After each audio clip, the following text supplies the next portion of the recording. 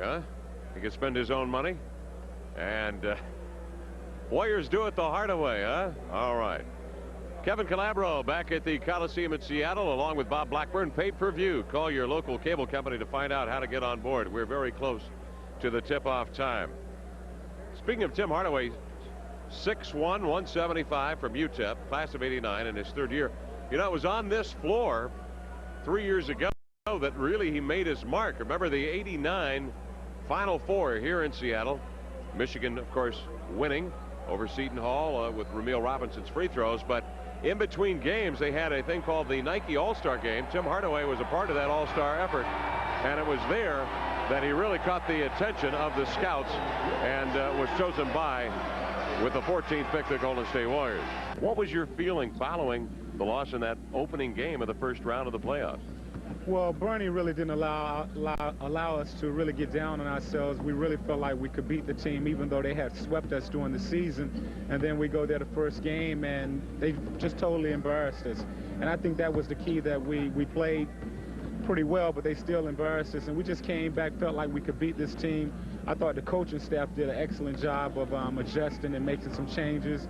And we believed, and we went out on the floor, did what we had to do, and we end up taking the second game, which is a game, you know, I never forget that series. It was a game that, you know, Harper caused me a lot of problems the whole season.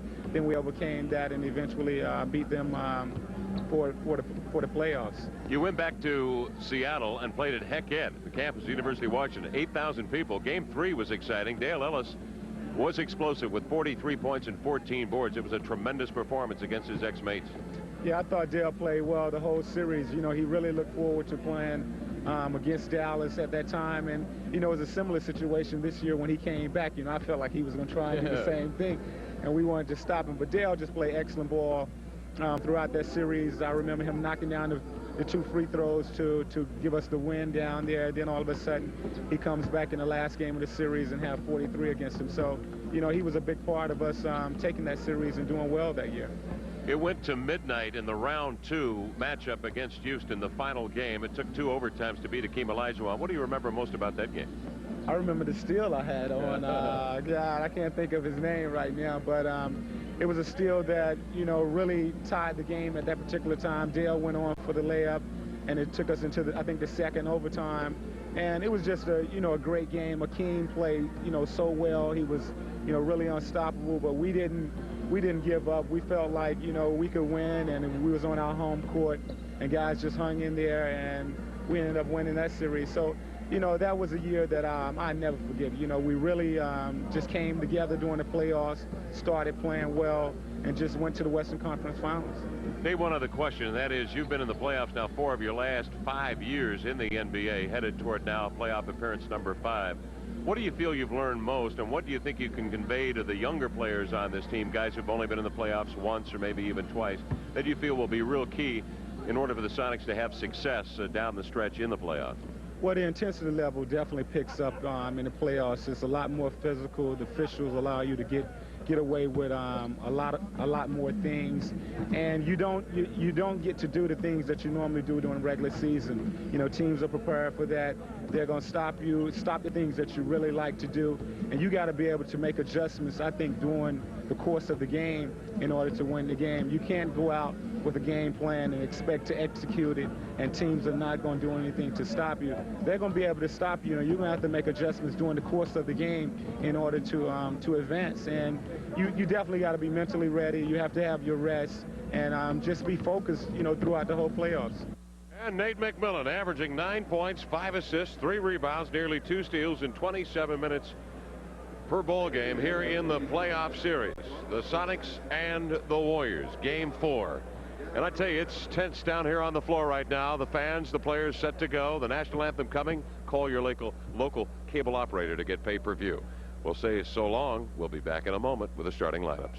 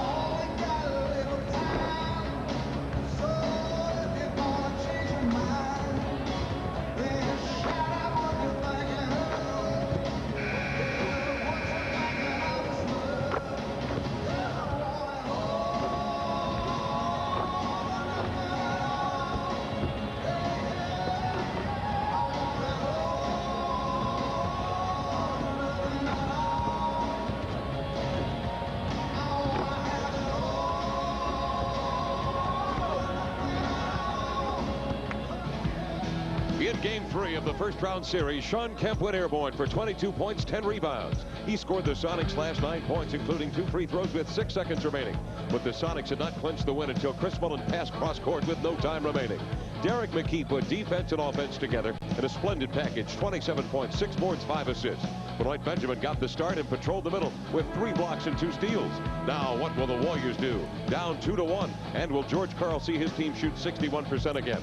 Everybody's talking, but tonight, who does the walking? Game 4 of the Sonics-Warriors series is next.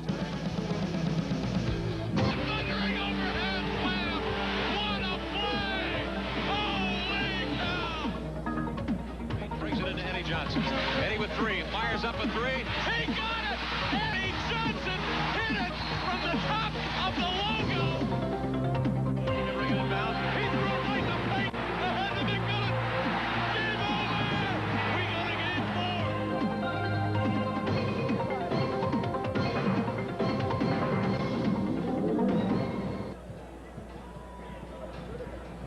Sold-out house tonight at the Seattle Center Coliseum. The Golden State Warriors and the Seattle SuperSonics get it on once again, with the Sonics leading 2-1 in the best-of-5 series. First round, Kevin Calabro and Bob Blackburn courtside here at the Coliseum for Game 4, and the tension's pretty thick right now between these two teams, and the audience certainly is on pins and needles. They're ready for an eruption. Kevin, some of the people closest to the team have told me they think the Sonics have to win tonight because they don't want to have to go down and win on Saturday afternoon at Golden State. So I think it really puts a premium on the game tonight. Warriors are a very good road team. We're during the course of the regular season. They've beaten the Sonics already on this home floor during the regular season.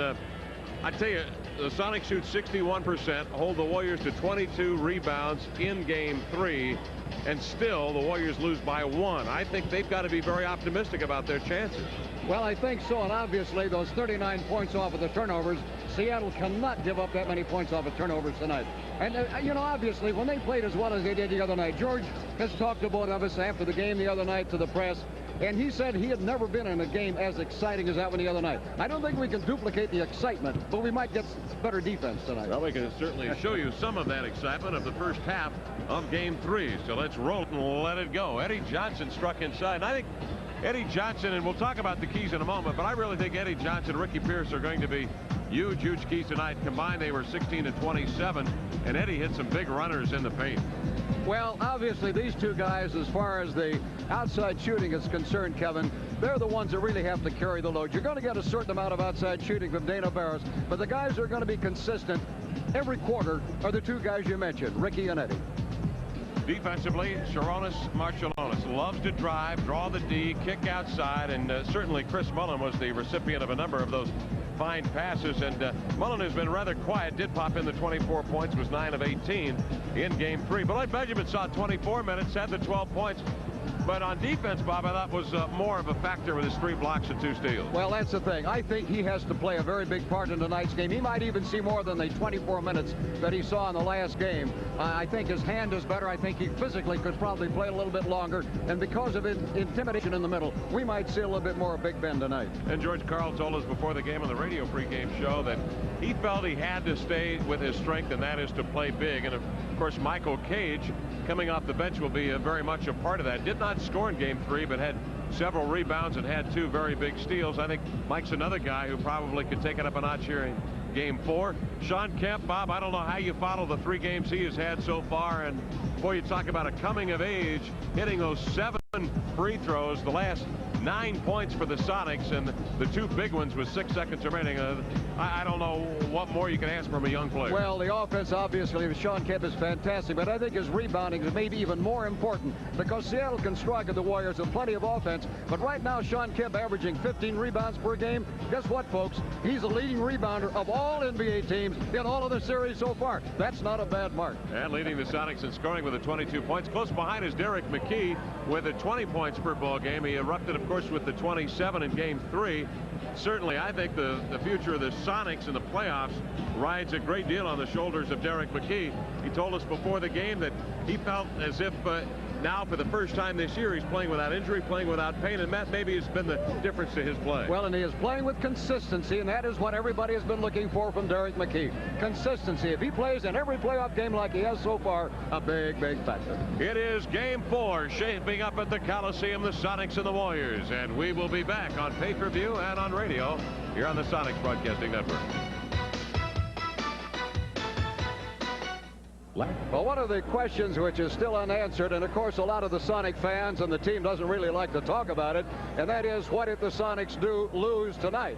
Well, obviously they will have to go back and play at Golden State on Saturday. The part of that question which has not been answered is, what time will that game be on? Will it be a noontime game? Will it be a 3 o'clock game? This is something that the NBA perhaps will let us know later this evening. If not, we will know by tomorrow morning for sure. One game is canceled tonight. That's the one in LA, the Clippers hosting the Utah Jazz.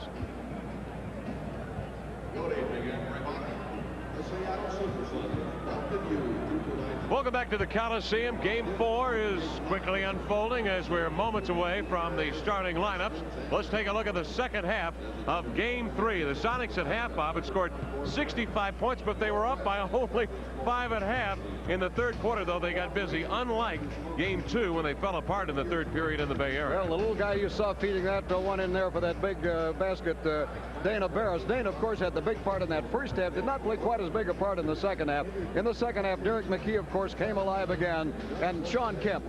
In the second half, Sean Kemp just had to be the star of everybody's game. I mean, he was just absolutely fantastic, although Big Ben in the middle played pretty well. And I think the thing about Ben, you and I have talked about, he lost weight during the time he was out. He is playing much faster and quicker, and this is an asset to the Sonics against a quick team like the Warriors. Derek McKee had just a feathery touch. He hit 12 out of 14 for his 27 points.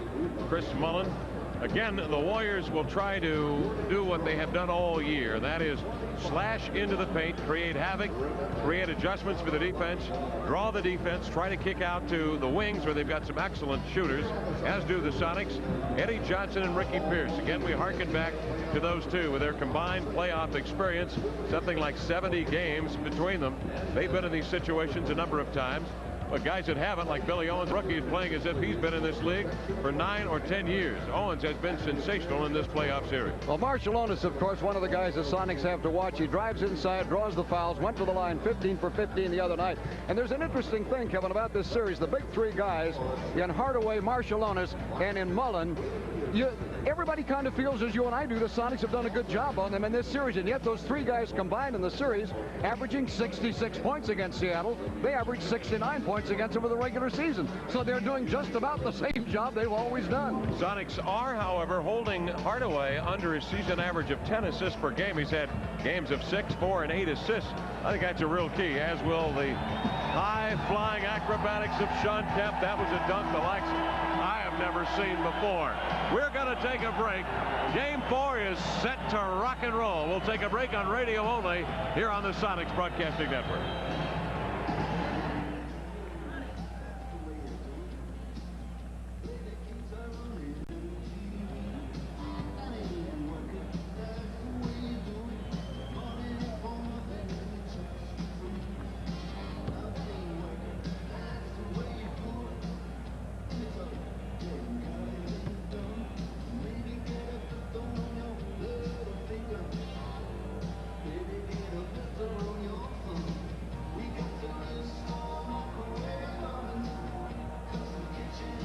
Now, here are the lineups for tonight's game.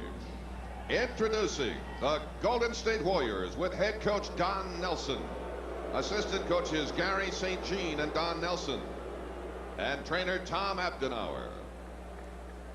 Starting at guards, number 30, 6'9", Billy Owens. Number 10, 6 feet, Tim Hardaway.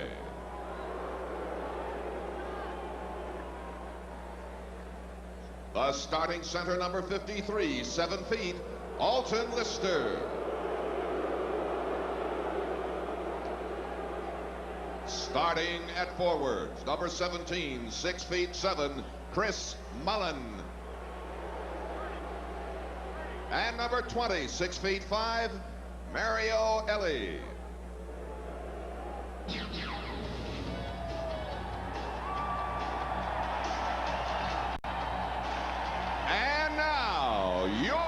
Seattle SuperSonics. With head coach George Karl, assistant coaches Bob Kloppenberg and Tim Gergerich, and trainer Frank Furtado. Starting at guards, number 22, 6'4", Ricky Pierce. Seattle Center, welcome back to a sold-out Seattle Center Coliseum. The Sonics and the Warriors set to get it on in Game 4. And the introductions of the starting lineups. Let's run them down for you. First for the Sonics, Gary Payton and Ricky Pierce will be your guards. In the middle, it will be Big Ben, Benoit Benjamin, class of '85, played for Willis Reed at Creighton. The wings will be Derek McKee, now in his 5th year out of Alabama, 6'10", 225, averaging 15 points, 5 rebounds a game. And the Rain Man, Sean Kemp, 6'10", 250, in his 3rd year from Elkhart, Indiana, Concord High School, 22 years of age. 15 points, nearly 10 rebounds, 2 blocks per ball game during the course of the regular year. George Karl, in his 1st year with the Seattle SuperSonics, 5th year overall in the NBA, 2 with Cleveland, 2 with the Warriors. Class of '73 from North Carolina. Don Nelson, 52 years of age, 11 years older than George Karl, his pupil, if you will, from Iowa, class of '62. In his 4th year as the head coach, 5th year as general manager of the Warriors. All right, let's take a look at the lineups then. Billy Owens starting at a guard. We suspect that he might start in the middle, but he won't. Billy Owens and Ricky Pierce scoring off at the 2. Hardaway and Payton at the point outside. Tim Hardaway averaging 23 points, 10 assists, 2 steals during the regular phase of the year. Alton Lister will again get the call in the middle for the Warriors. Opposite Benoit Benjamin, Chris Mullin and Derek McKee will link up. And at the other forward spot, it'll be Sean Kemp, and the Warriors going small with Mario Elie. Keys to the game, Bob, what do you think?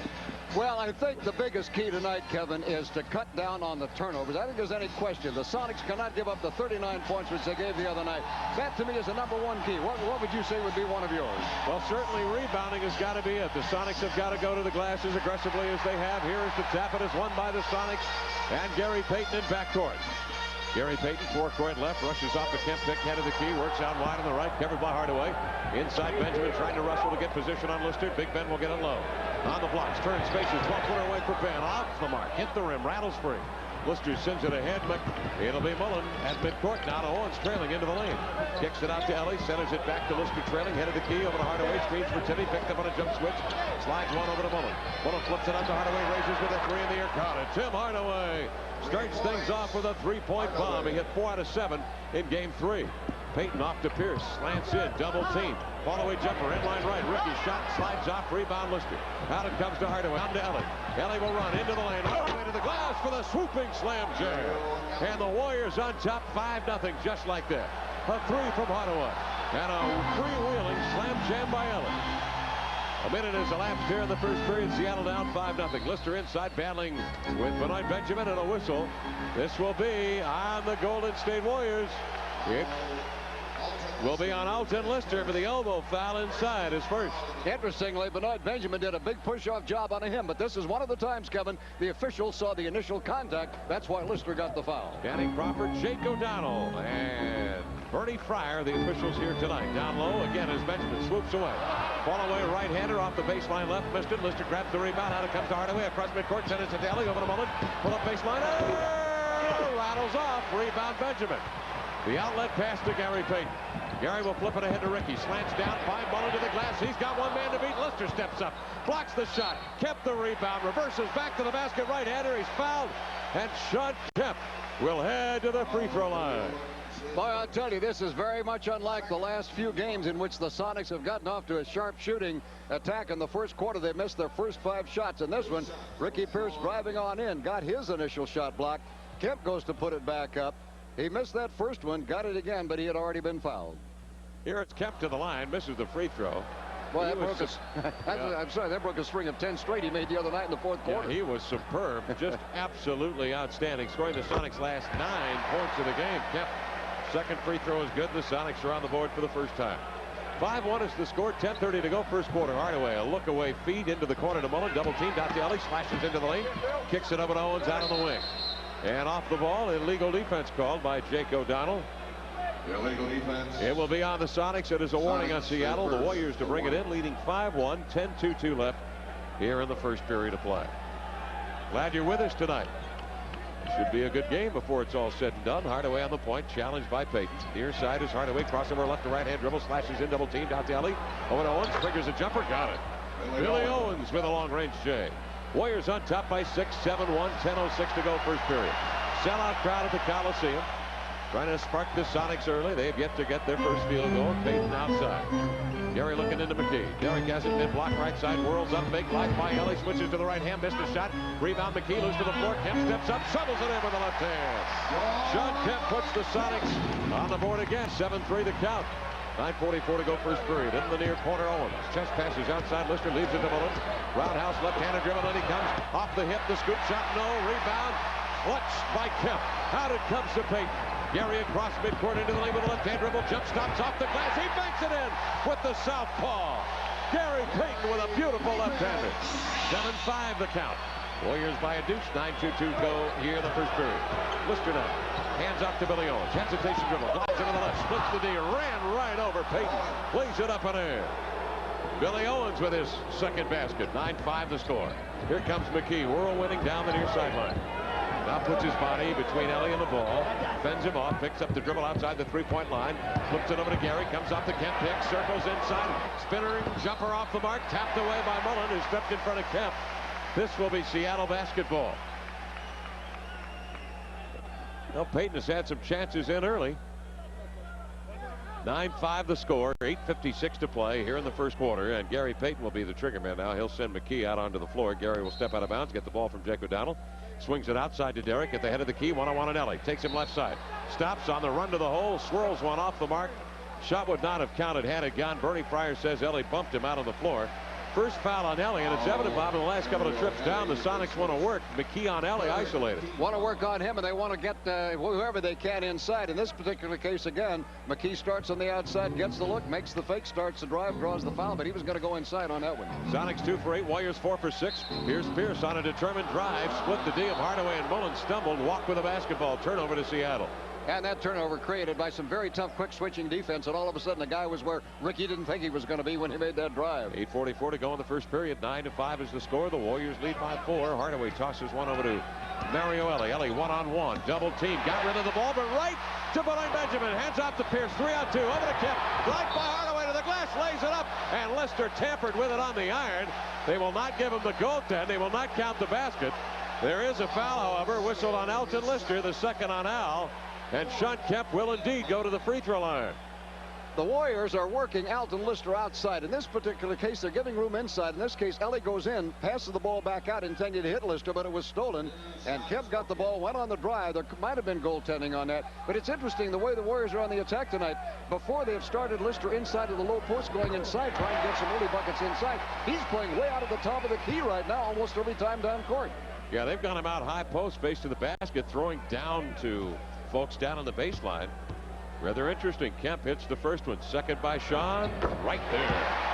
Kemp with 5 first quarter points in the Sonics after trailing 5-0 to start the game and pulled within a bucket. 8:25 left first quarter. Ellie hesitation left-hand dribble down the sideline. Checked and double team by Payton. McKee gets rid of it to Lister. High post right side. Flings it over to Owens. Up fakes. Kemp stands his ground. Owens stops. Spins by Kemp and runs into Benjamin. Double teamed out to Ellie. 7 on the shot clock. Ellie to the glass. Spanked away. Big Ben with a rejection to Kemp. Centers it to Payton. Racehorse dribble. Tried to throw a little bit. Intercepted by Hardaway. Breaks back to Ellie all the way to the glass with a two-handed jam. Mario Ellie with his second basket. 11-7 the count. 7:53 to go first quarter. Warriors double team the inbounds pass. Payton swoops in to grab it. Spins by Hardaway. Guns one over to Kemp. Steps up. Double clutches. Won't go. Rebound Ben. Step up. Oh! Two-handed jam. Big Ben with his first basket. 11-9 the score. Warriors by 2. Great recovery by the Sonics. Benoit Benjamin inside. 7:32 to go first period. Owens right side off the Lister pick. Hesitates. Stumbles into the lane. Rolls up the right-hander between McKee, Kemp, and Benjamin. What a play. Billy Owens with 6. Tremendous rookie who ought to be a senior this year. Outside McKee with it. Right-hand side of the key. Measures up. Nice flip down low. Pierce posted up. He'll feather it up and in on the glass. Ricky Pierce got rid of it just in time. Lister was looming ahead. Warriors lead is 2. Hardaway outside, the right to left hand dribble. Clutching him outside is Payton. Gary Payton picks up his first foul. This will be team foul number 1 at the 7:05 mark of the first quarter. And a timeout is called by George Karl and the Sonics. The score, the Warriors 13, the Sonics 11, here on the Sonics Broadcasting Network. Safeway says nobody does it better than Sonics fans. Thanks to Safeway for their support in the playoffs and the #1 home hands you receive. Well, the Sonics so far have started off, and they have not yet been into the ball game as yet. The closest they've been is where they are right now at 2 points. The Sonics so far are led by the scoring of Sean Kemp, who has 5 points, but 3 of those have been on free throws. On this particular play, that was where that pass was blocked, and Mullen got it back out to a driving Ellie as the Warriors taking advantage of that turnover. Now, the Sonics so far in turnovers have 2, giving up just those 2 points. The Warriors have 1, giving up 2 points. So far, turnovers have not been any big indicator in the game. However, the Sonics, coming off of the record 61.5 shooting percent, 4 for 11 in this period, hitting only 36% of their shots, and it's the Warriors who are hot tonight, both inside and outside. 6 out of 7, 67%. Interesting thing about the Warriors, the Sonics, by the way, have doubled the rebounding with 6 to 3, so Seattle does have that good sign that they are crashing and slashing the boards right now. But the thing about the Warriors, they are spreading the court out there. They're not playing a low post man inside. They are moving the ball extremely well, making that one more pass, hitting open guys. They are getting, so their outside game is going extremely well, but also by spreading the Sonic defense, it has given the guys room to go inside. However, as Kevin mentioned, on one of those plays, why Big Ben stepped up, and after Sean Kemp lost his man, Ben picked him up. Nice defense.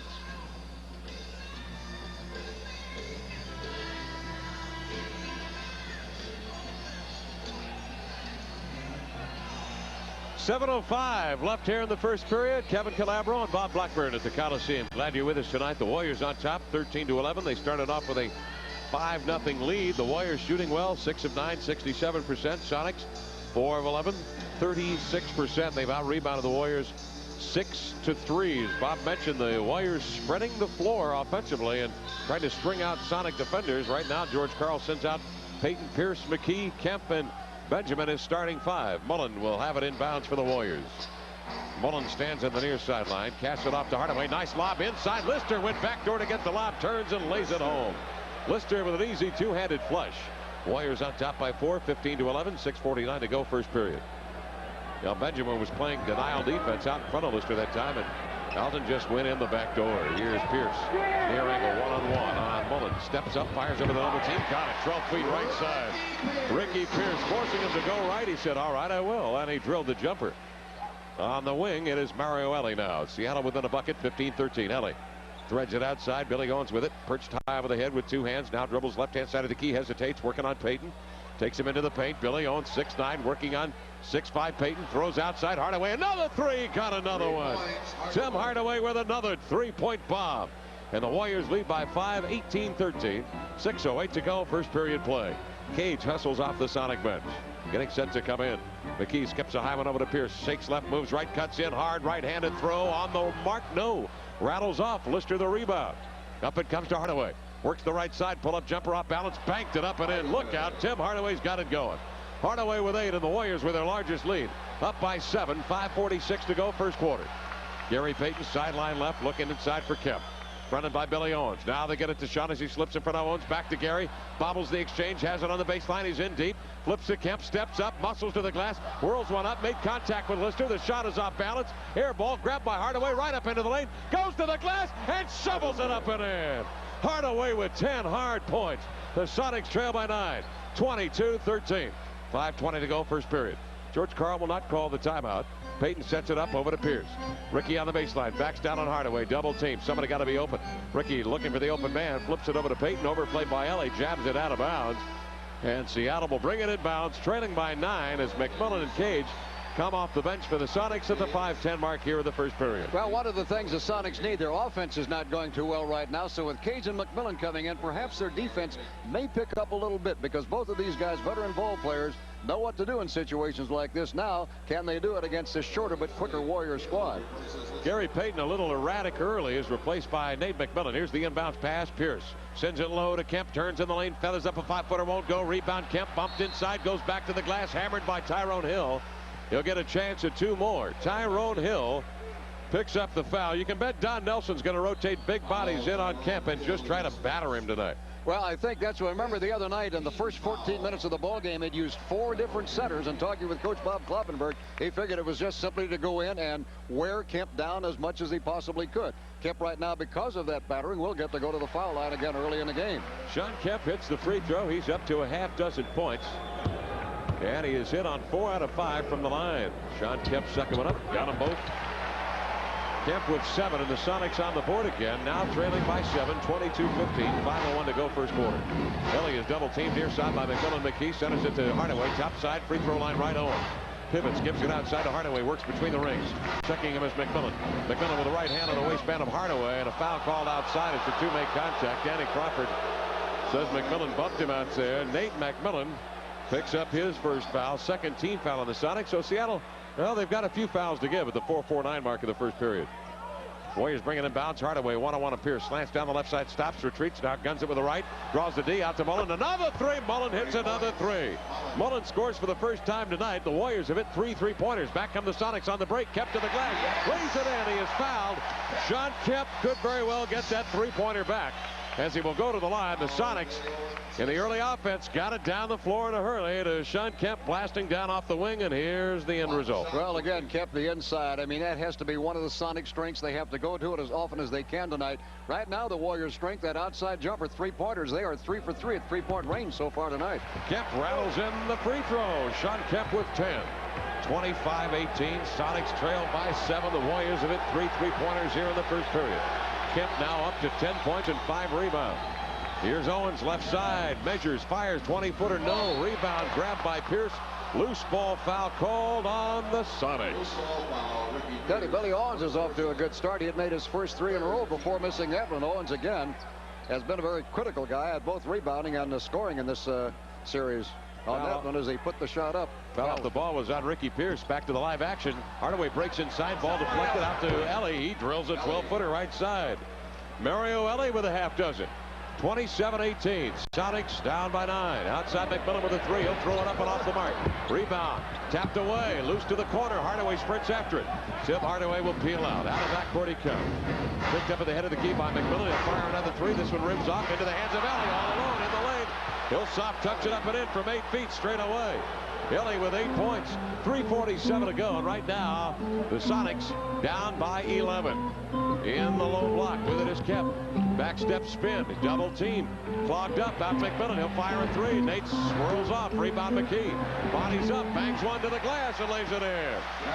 Derek McKee with a putback basket. Seattle trailing by 9. Outside Hardaway double team. Picked up by McKee. Hardaway to the baseline. Hook pass out to the point. Mullen to lose. McMillan into the lane. Tried to give off. And is clobbered in there. Double team. On the pass off, Mullen is fouled. That will put the Sonics at the team limit of 4 at the 3:21 mark of the first period. A 9 shooting foul. Yeah, if you're a Warrior fan, you probably think, hey, he was driving to the basket, give him a free throw. But you can see he was just dumping off the pass in there, and Don Nelson didn't argue on the call. Warriors bringing in bounds. Mullen triggers one out of the corner. Missed it. Rebound fetched on the weak side by McMillan. Seattle down by 9. Nate fires one over to EJ. Baseline pop on the way. Get in there, he did. He snuggled it in with a little help from the rim. 29-22. Warriors by 7. 3:01 to go first quarter. Johnson averaging 17 points in the 3 playoff game. In as well for the Sonics, McMillan, Cage, Kemp, and Pierce. Outside Hardaway working on McMillan. Razzle-dazzle dribble into the lane. Draws the D over to Hill. Jumper away. No go. Kemp seals off the rebound. Tapped away. Hardaway's got it. He turned 18-footer. No. Rebound. Cage is going to get it.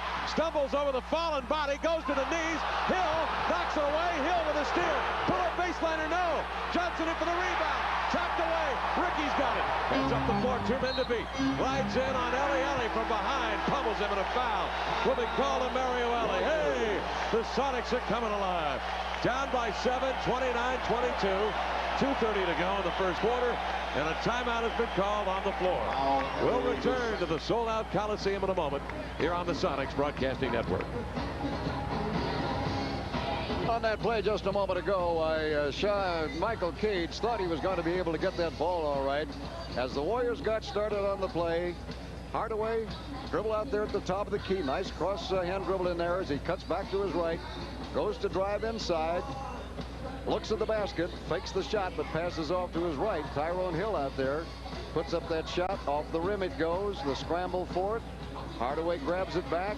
So the Warriors getting an offensive rebound. They have 8 rebounds all told. Puts up a shot to the left corner. It's not going to make it.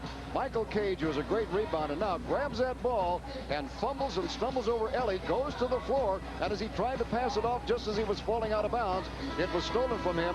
And again, Tyrone Hill is the guy who puts it up, but again, misses the ball. This time, as they bat it around, the Sonics get it. So Seattle, well, it was kind of a scramble there for a while. Why the Sonics ultimately wound up getting the 2 points off of the, or possibly 2 points coming up on the fouls.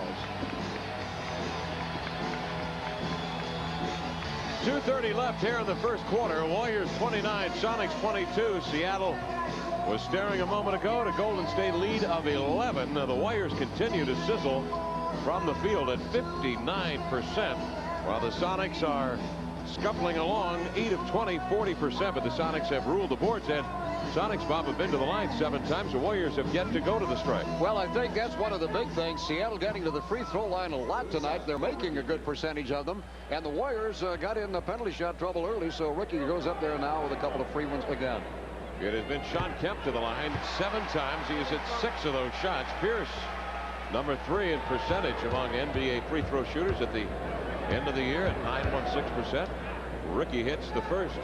Pierce with the second airborne. He nailed it. And the Sonics have rallied to pull back within 5 on a 6-0 run here. Mini run for Seattle at the 2:28 mark of the first period. Going to show a double team on Hardaway. Puts it across midcourt. Right-hand side of the key to Owens. Rotates it to Mullen in the corner. Out to Ellie. Now to Hardaway. Hardaway covered by McMillan. Hardaway working beyond the 3-point perimeter. Fires a bullet pass. Deflected by McMillan.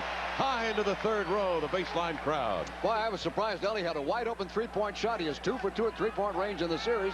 Did not take it. Dana Barris, by the way, leads all of the NBA with a perfect 4 for 4 3-points in the NBA playoffs so far. Hardaway will swing it in bounds. With it is Hill. Double teamed. Outside Owens. The crowd chance defense. Mullen out of the corner. Fires over Cage. Drained the jumper. Chris Mullen with 5, 31-24. Warriors by 7 and shooting at a red-hot percentage. Here's Pierce outside, slams right side, pull jumper for Ricky. Yes! Ricky Pierce working the right blocks with that little 12-foot pull-up J. Mullen the other way, sidestep defenders, glides inside, spins away from Kemp, off-balance shot, won't go, Kemp the rebound. Up to Nate, skip pass, diagonal left side, Johnson's got it to the glass, scoops it in! Eddie Johnson on a lovely delivery from the team captain, Nate McMillan.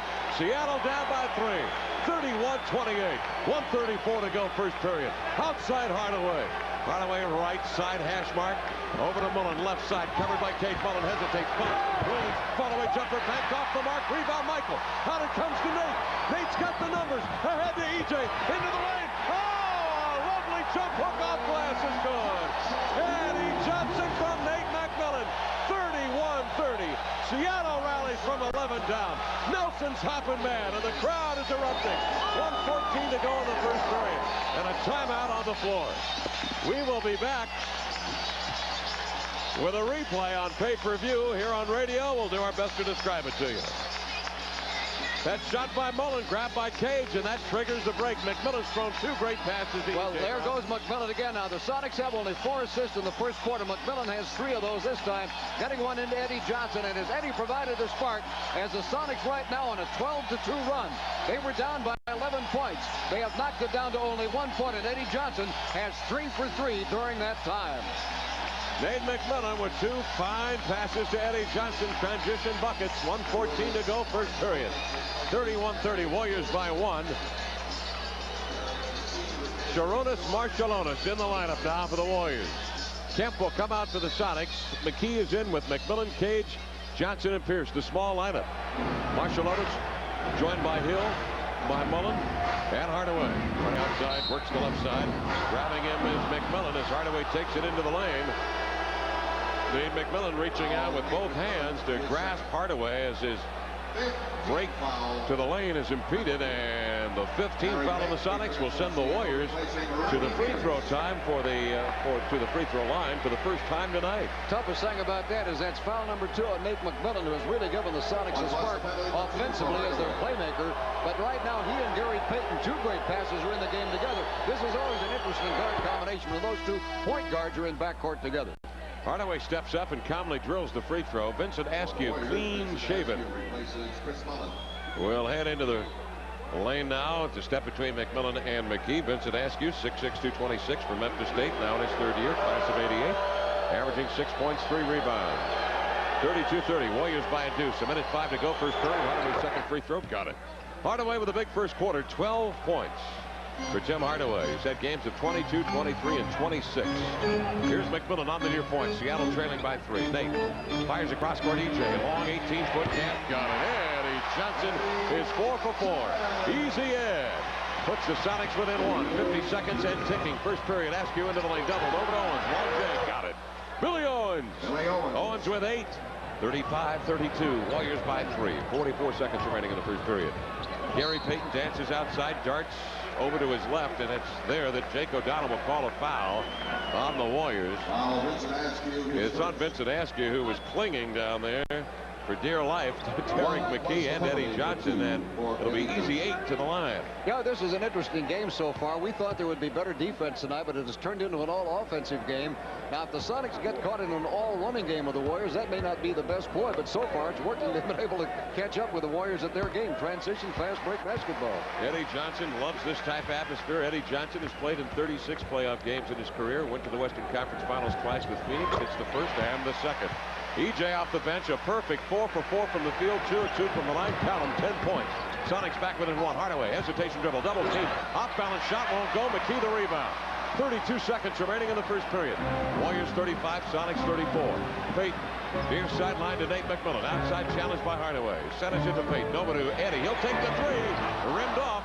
Rebound fetched by Askew. Vincent Askew will bring it ahead. Askew between the rings. Askew circles out on the far sideline. Feeds to Hardaway. Stands at midcourt.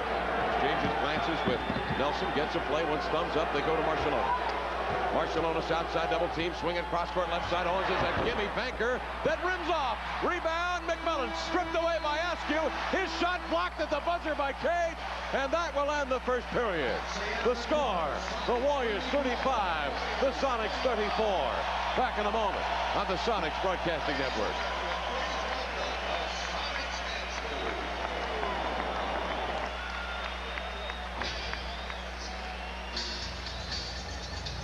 Sonics are down by 1 point, 35-34. They did trail by as much as 11, and they have trailed all the way.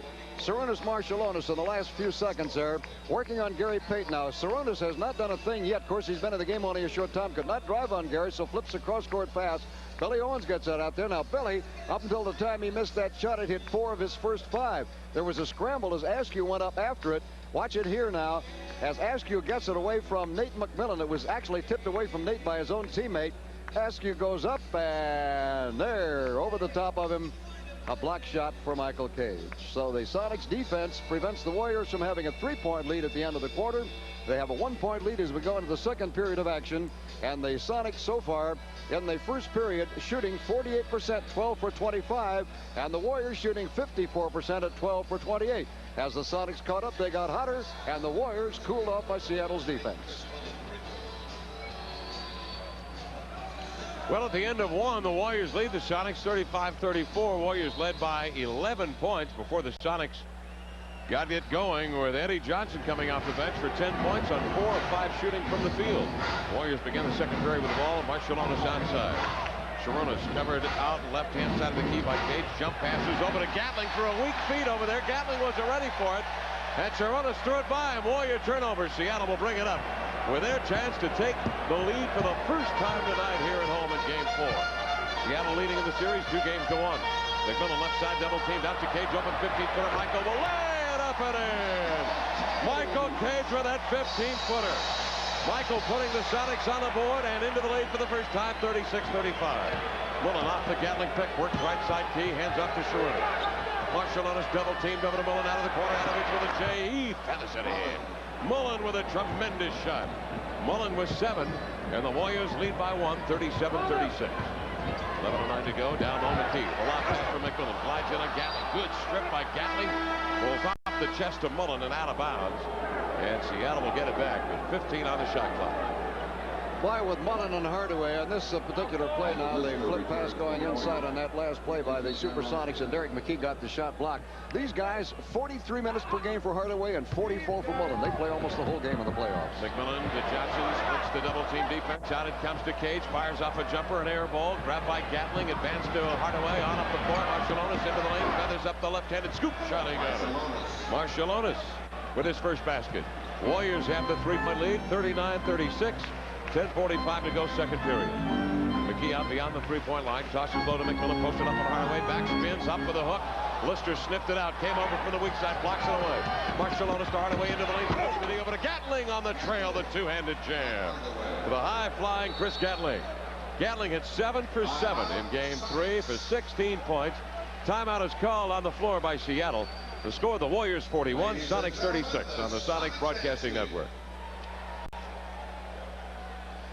Well, this Gatling had just made that basket, as Kevin mentioned, made 7 for 7 in the last game, so he is now 8 for 8, his last 8 shots attempted.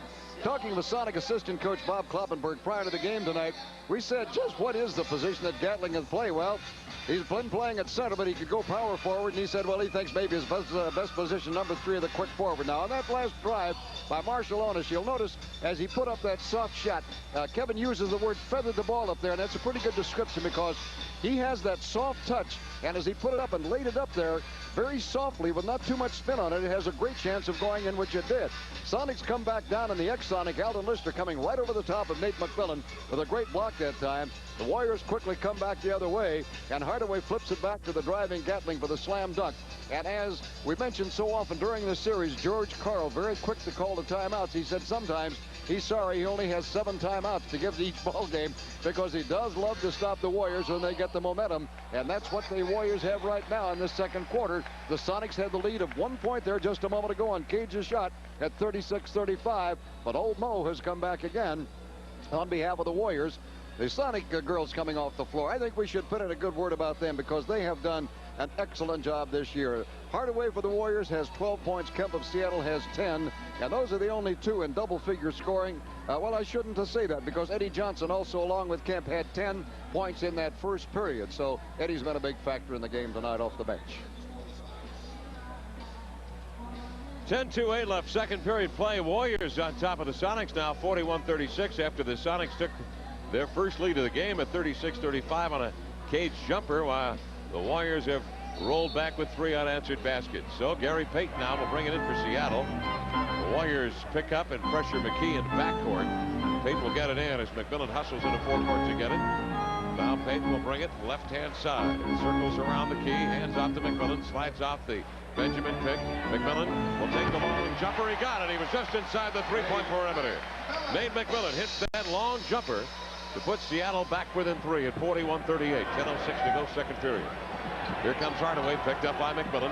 Hardaway at the 3-point line, loops it over to Alton Lister, covered by Benoit Benjamin. Lister slides it out high left side to Mullen, covered by McKee. Mullen over to Hardaway, sets out on the near wing, checked by Gary Payton. They isolate Hardaway on Payton. Hardaway backs in, spins, all the way jump shot. In and out, hanging on the rim, rebound McMillan. Nate McMillan to midcourt with a high dribble. Takes long strides left side to the glass, hands to Derek up. He comes on house, left-handed jam won't go. Rebound, Ben steps up, foul. Shot is short. Ben to the line for 2. Seattle playing power basketball on that play as McKee swooped in with a windmill left-handed jam, then rattled off the rim. Well, that shot that was missed at the other end of the court, it was a rim hanger up there that McMillan got, decided to go coast to coast, but did not wind up taking the shot. As he went down the court, he dished off very beautifully to Kemp, who had that shot blocked. Boy, I tell you, it looked like there was a little contact in there. And then Benoit got it back, and he did get contact, and will go to the line. Benoit Benjamin steps up and swings the free throw skyward, only to have it roll off the brace. 41-38. Seattle trailing by 3, 9:36 to go, second period play. Kemp on the bench, Pierce on the bench. Benjamin, McKee, Johnson, McMillan, and Payton on the floor as Big Ben hits the second free throw. Benjamin with 3, the Sonics within 2, and Hardaway with 11. Outside, he'll swing it to Lister trailing. He's really walking the ball. Puts a dribble on the floor. Swings one out here to Hardaway. Offs a pass over to Marciulionis. Up fake, glide by Benjamin into the lane of the left-hander. Missed it. Grabbed his rebound. Went up into the air. Leaned on Eddie Johnson. The two make contact. Johnson got a real shot from Marciulionis, who's playing smash mouth basketball. Boy, I'll tell you, he does that. I think Eddie Johnson was the guy. Maybe he's getting back at Eddie for describing him coming in there like a linebacker. In this particular case, I don't think there was any question that he did get fouled, but Eddie Johnson went down, and I noticed as he went down, he felt his right knee. Now as he gets up, trotting down the court, testing that knee, but apparently his own right as Marciulionis puts the first one up in there. Sharonis with 3 points, 42-39. Warriors on top by 3. 9:19 to go in the first half. Second free throw missed it. Rebound, Derek McKee. Well, he tangled up with Gatling when he went airborne for that rebound. He turned and took a long look at Gatling before giving it up to Gary Payton. Payton now skipping outside. Toss, cross court. McMillan in the near corner. Down low to McKee on the block. Turns, pivots, ball loose. McKee dives for the ball. He is tied up. Benjamin piles on Gatling and McKee. And the two now will go to the circle where they will exhibit their great vertical leap. McKee and Gatling, 2 Skywalker. Well, in this time, as McKee gets the ball in the paint, there's the immediate double team. They do succeed in knocking the ball away. McKee does a great job diving to get it back, and then coming over the top, they get the jump ball in there. McKee, by the way, only 1 for 4 tonight. That double team has been bothering him a little bit. Here's the tap. McKee with the left-handed paint. Right back to Derek. A swooping left-handed smash. Derek McKee with a left-handed slam. 42-41. 8:48 to go, second period. Warriors by 1. Hardaway right side looks the fist offense. McKee checks Hardaway. Lister picks. Hardaway rolls off of it. Hesitates. Changes direction. Left to right hand. High hook. Off the glass. Won't go. Rebound volley. Kemp had it. Lost it. Grabbed in there by Gatling. Fires up the left-hander over Ben. Won't go. Kemp had a hand on it. Deflects it. Hardaway in the paint. Struggles to get it up. Flips it out to Gatling. Has it on the baseline. Loops it into the air. And a foul is called by Danny Crawford outside. Crawford, the outside official, whistles the foul, and it will send the Warriors, Chris Gatling, to the line. Well, interestingly, it's a very physically intense game, but it has not gotten out of hand as far as the players are concerned. They seem to be accepting the physicality of it, as you will. On this particular play, lots of bumping, lots of banging. Gatling got the ball back, put up another one, and as they go for it this time, while he finally got it inside, and this time there was a foul call as Gary Payton got him there. Gatling to the line, drills the first free throw. Chris Gatling from Old Dominion has had games of 7, making 12 points and 7 rebounds, 8 and 6 rebounds, and 16 points in game 3. Only a rookie, folks. Second free throw is good for Gatling. Gatling with 4, and the Warriors by 3, 44-41. 8:22 to go in the first half.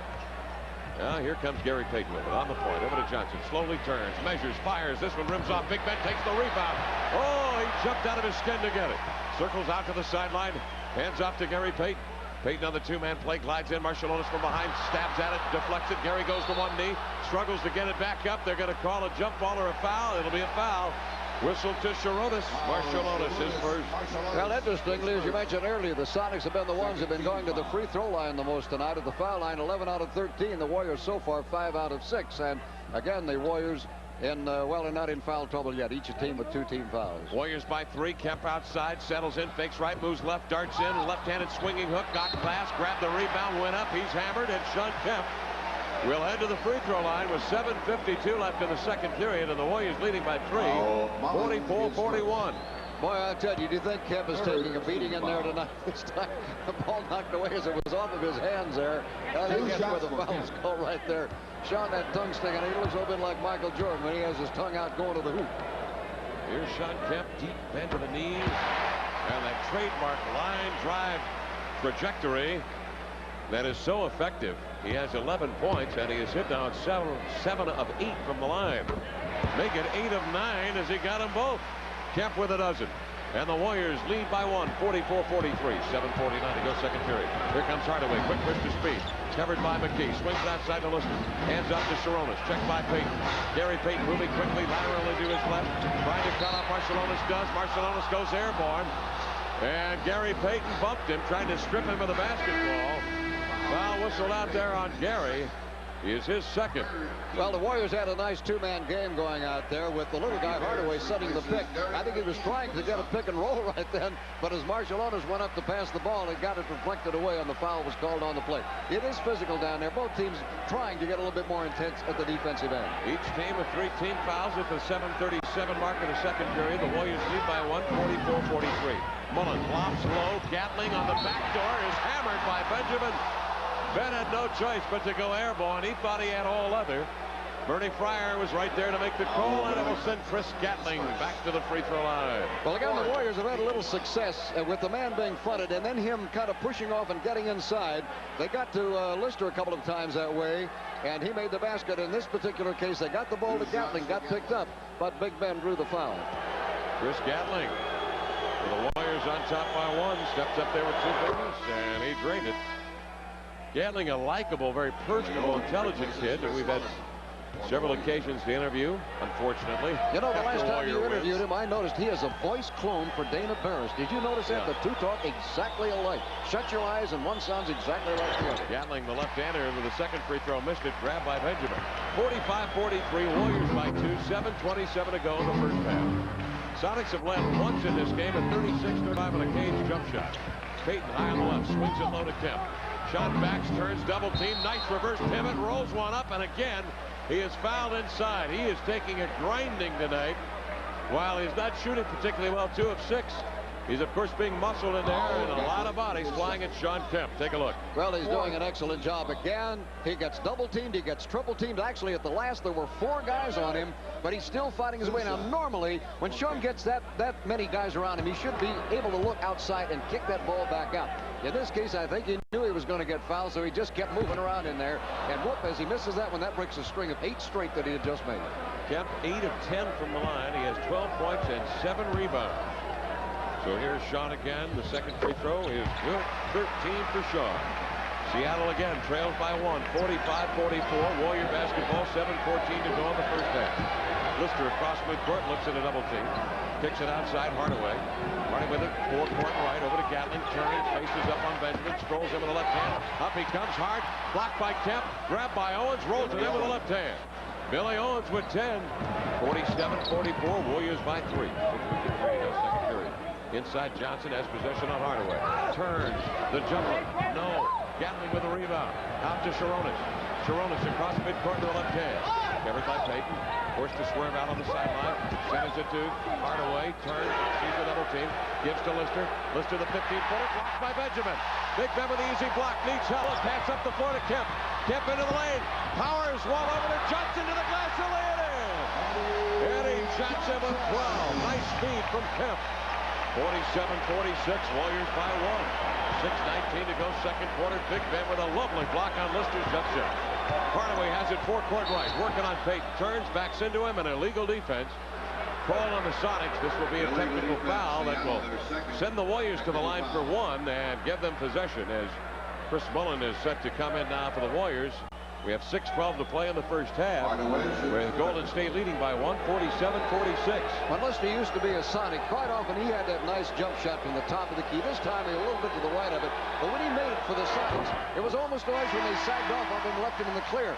He will never get that shot away off of Benoit Benjamin because Benoit was playing him too tight on defense, and Lister doesn't have a jump shot.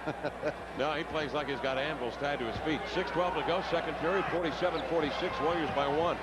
The inbounds pass comes to Hardaway. Slides it across the key to Marciulionis. Up fakes. Now takes the 18-footer, rolls off, rebound. Kemp with one hand. Turns and wheels it to Gary. Here the Sonics with a chance to take the lead again. Pierce left side. Works on Hardaway to the baseline. Slapped away from behind. Ricky goes back to get it. Fires it cross court. Kemp's got it right up into the alley. Power slam! Tomahawk jam! Yeah, baby! Into Lister's face. And the Sonics take the lead. 48-47. Woo! The Rain Man! 5:42 to go, second period. That's what a slam will do for you. Listen to that crowd. Sonics by 1. Back in a moment on the Sonics Broadcasting Network. Woo. But you get Sean Kemp. Interestingly, as he went off the floor, the guys weren't high-fiving him. Rich King reached down and low-fived him. Ricky Pierce gets that ball down in there. jumps, fires it out on top. There's Sean, gets it. Boy, he saw that seam go to the basket. Now as he goes up, you'll notice Alden Lister got knocked over. A lot of people would think, should that be a charging foul? No, there was a dead area under the basket where players are not supposed to be, and if the guy driving to the basket runs into it, knocks him down, that's not considered a foul because that is kind of a dead territory, and that's what you see where Kemp hits Alden Lister. He was right in that area under the basket. Consequently, that's why there was no foul of any kind of offensive charging on Kemp, although there could have been a defensive foul had Lister moved into him, which he almost did. Sean Kemp, surrounded by his teammates on the bench. What a spark, what a spark. Sonics, Warriors with 10 assists, and the Sonics have 8, and Nate McMillan leads the Sonics with the assists. Oh, man.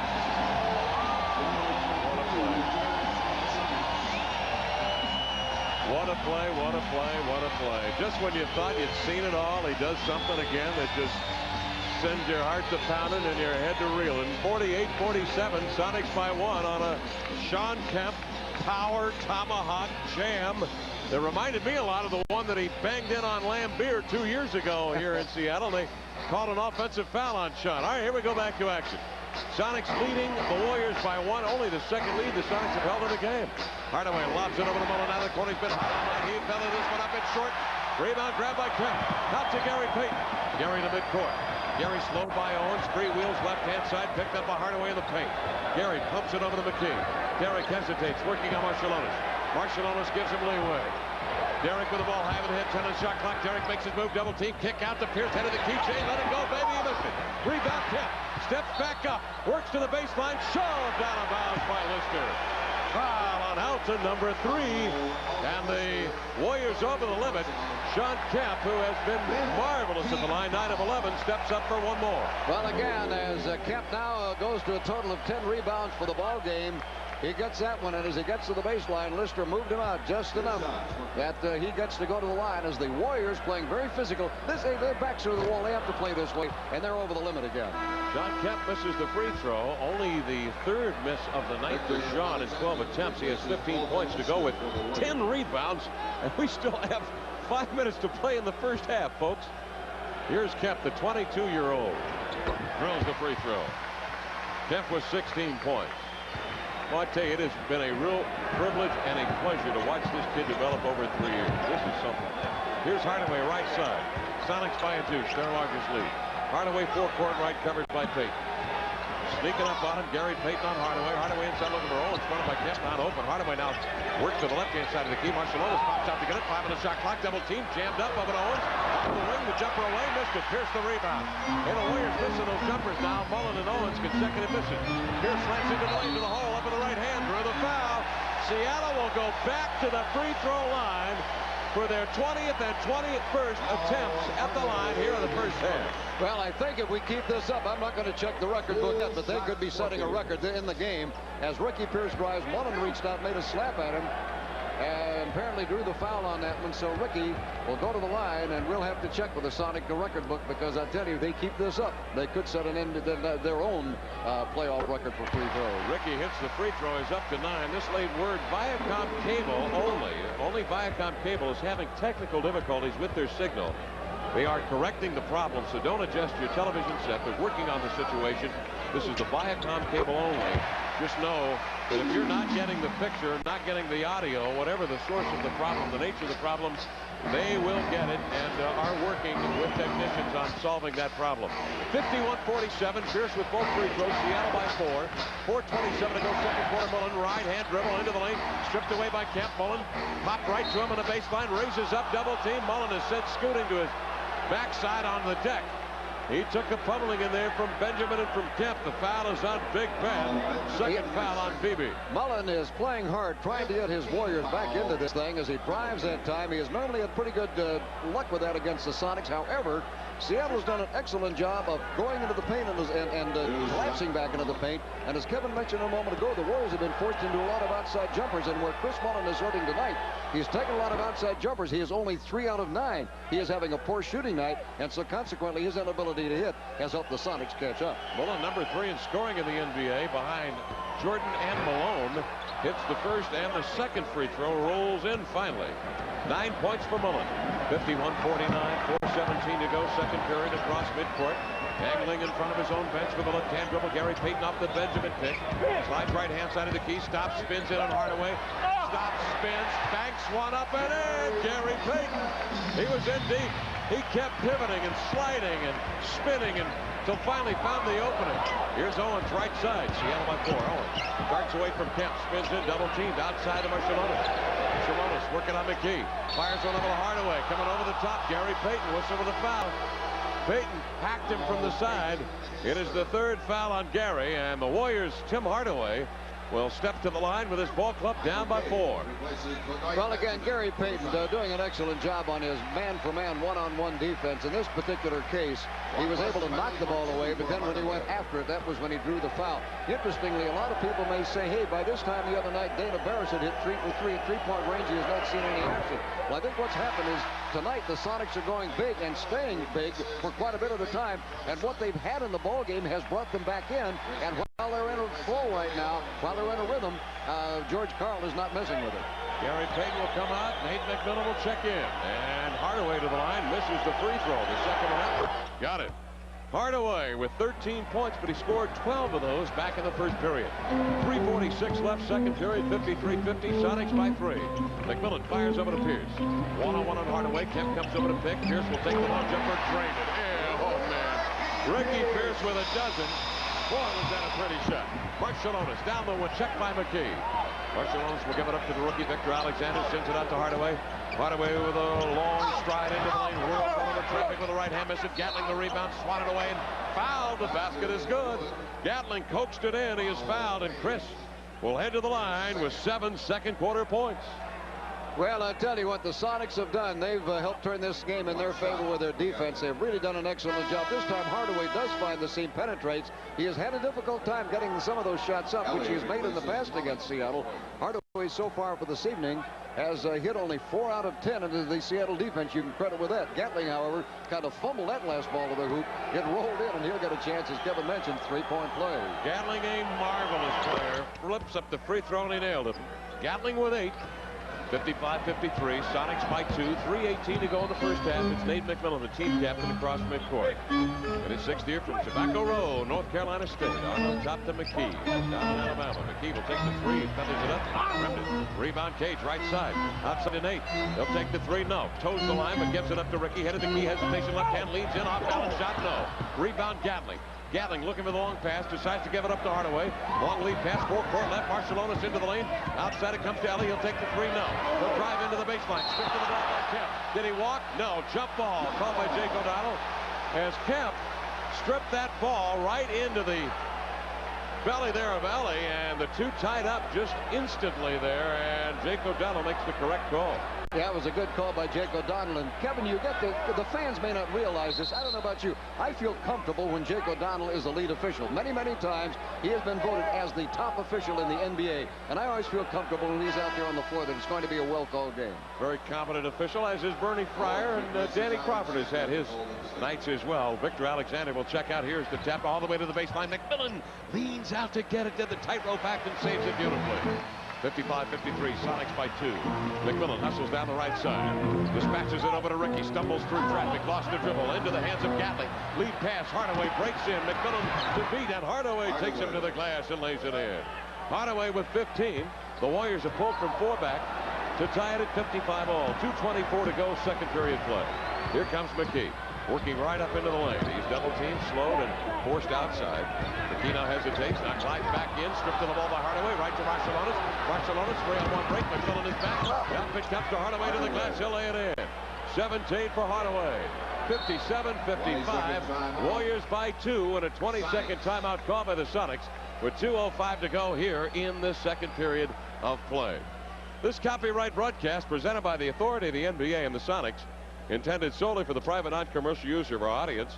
Any publication, rebroadcast, retransmission, or other use of this broadcast of the pictures, descriptions, accounts of the game without the express written permission of the NBA and the Sonics is prohibited. Great strip inside defensively by Hardaway, and He saw some dividends with a basket the other way to put the Warriors into the lead, 57-55. And the Warriors right now on a 7-0 run, and while turnovers have not been a big part of this game as they were the other night when the Warriors scored 39 points off of the Sonic turnovers in that game. They had 24 turnovers for 39 points. So far this evening, the Sonics have only 4 turnovers, giving up 4 points. 2:03 to go, second period. Fans, if you're watching by now cable, hold on. Technicians are working on the signal, and it will be corrected soon. Just hang in there with us. Here's Kemp in the paint. Double team. Shovels to McKee. 18-footer. Flips it up. No. Gatling the rebound. Warriors lead by 2. 57-55. A minute 46 to go. Second period. Ellie left side hesitates. Circles out wide under the defense of McKee.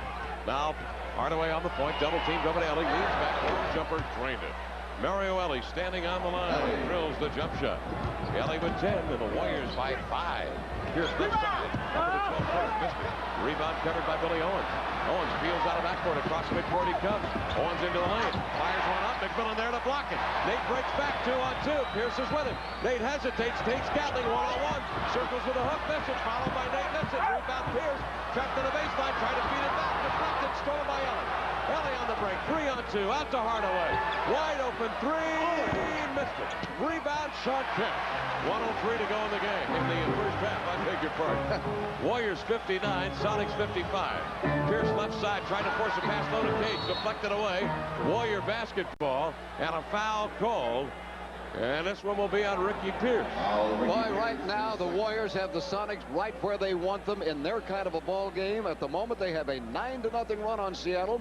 It has been created by the Warrior defense. And I mentioned a few moments ago, the Sonic defense had turned this game around. And where this game in the first quarter was strictly all-out offense, all of a sudden defense has started becoming a very major factor. And the Warriors defense with their steals. And now they're getting some points off of their turnovers and with a chance to pick up a couple of more on this 9-0 run. Here's Gatling's free throw. It is good. Gatling with 9 here in the second period. Back comes Chris Mullen. And Hardaway will come off. 53 seconds remaining in the first half, and the Warriors by 5. 60-55. Sonics have got to be a little more patient with their offense. Quick forcing shots. Here's Gatling's left-hander up. No go. Rebound Kemp. John Kemp has got a bushel load. He has 11 rebounds and 16 points. Seattle trailing by 5. What a turnaround. Up by 4 a moment ago. McGee left side. Working on Billy Owens. Hesitates. Stops. Spins. Into the glass with the right hand. Miss it. Rebound. Cage. Deflected away. Loose to the floor. McMillan scrapes it up. Goes back. Up he comes. Gatling swats it away. Powers in with a jam. Gatling got a piece of it. Gatling comes up and says, wow. We did a job, didn't we? And they high-five each other. They really appreciate the talents. Kemp with 18 on the power jam. Well, I tell you again, Sean Kemp is the guy who can ignite you. That shot was put up miss. And Sean Kemp, well, actually, Nate McMillan scrambles for that rebound. He goes back. He got his batted out of there by Gatling, who's done some excellent work inside, but it was right back to Sean for the tomahawk and a chance to make it a 3-point play. And that ended a 10-0 run the Warriors had on the Sonics. And I love that exchange. They shake hands after that collision in midair. Oh, that's what it's all about. Kemp hits the free throw, 19 for Sean. Warriors by 2, 60-58. What a first half. 24 seconds to go. First half play. Hardaway to Marciulionis. Sharonis starts down the right side. McKee all over. Marciulionis hesitates to pass outside. Intercepted by McMillan. Sharonis throw right to Nate. Nate on the drive. Lobs across court. Johnson the fake. Glides in. Double team. Off balance shot. Back it up. No. Rebound. Deflected. Ellie's got it. Ellie heads the other way with 5 with 4. Into the lane to Marciulionis for 3. Gets off the shot. Rolls off. Ball deflected. It's loose to the floor. And that will end the first half of play. The Warriors lead by 2 at the end of 1 here in Seattle. 60-58. Warriors by a bucket on the Sonics Broadcasting Network.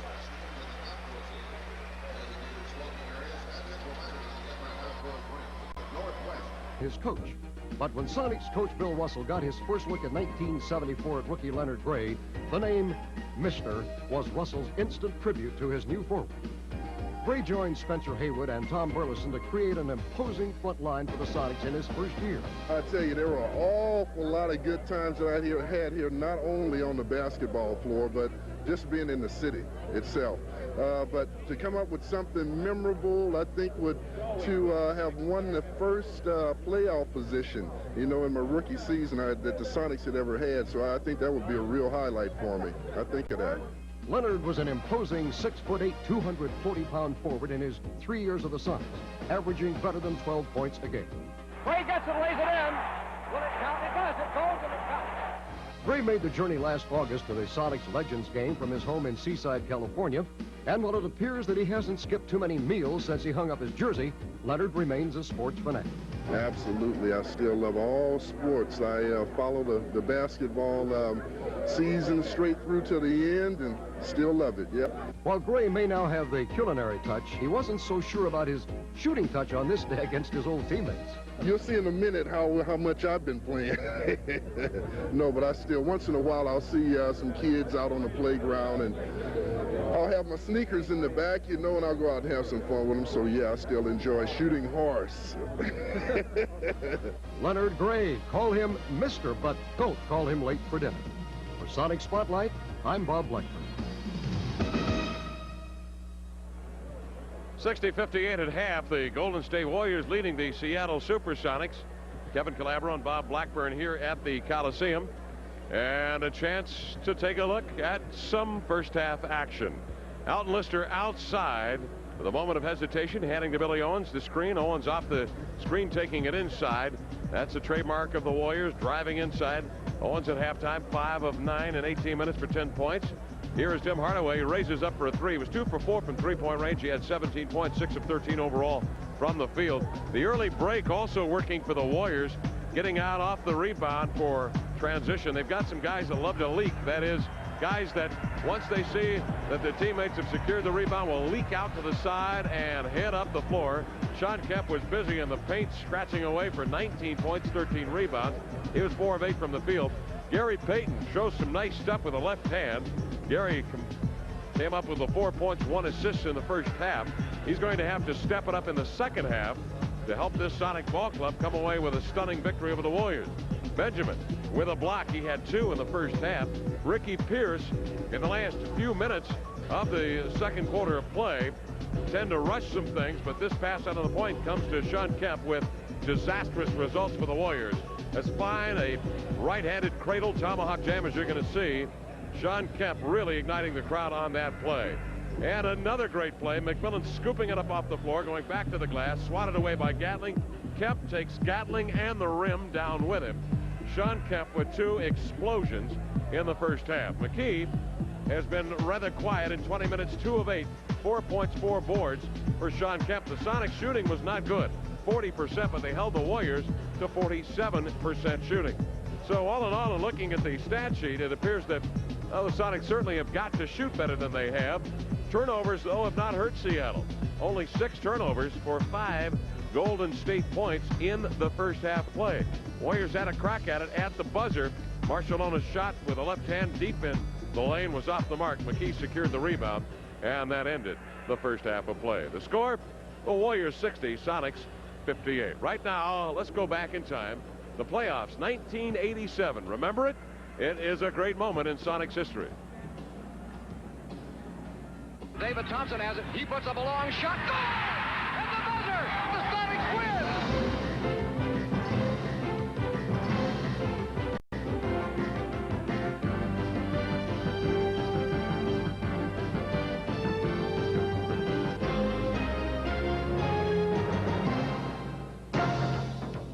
It's May 14th, 1987, and the Sonics have a 3-2 lead in their Western Conference semifinal series with the Houston Rockets. A standing-room-only Coliseum crowd and a nationwide television audience are witnesses to an absolute thriller. The Sonics trail by 5 with less than a minute remaining, but Xavier McDaniel drives and hits to cut the Rockets' lead to 3. 107-104, Minifield. And they got to be very careful themselves of not working the clock down too far where they can't get a good shot. Or turning the ball over with 9 on the shot clock. There's the turnover. Ellis. And the foul. Ellis completes the 3-point play, sending this game into overtime. The Sonics lead by a point with 5 seconds remaining, but Ralph Sampson hits one of 2 free throws to tie the game, sending it into double overtime. 22 seconds to go. Elijah trapped. Sampson is open. Rebound, McDaniel. 15 seconds to go. And they can run out the clock, Dick. Ellis. seconds. Clement Johnson can ice it. He makes these two.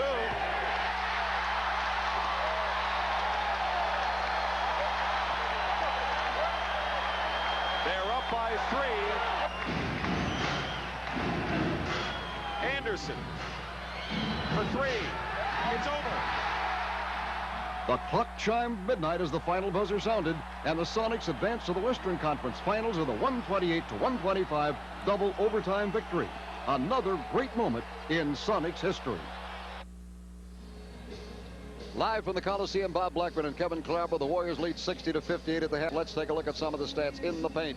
The Sonics have 4 block shots, the Warriors 5. Sonics lead offensive rebound 14-8, total rebounds 34-22. Big edge in the paint on the rebounds for the Sonics.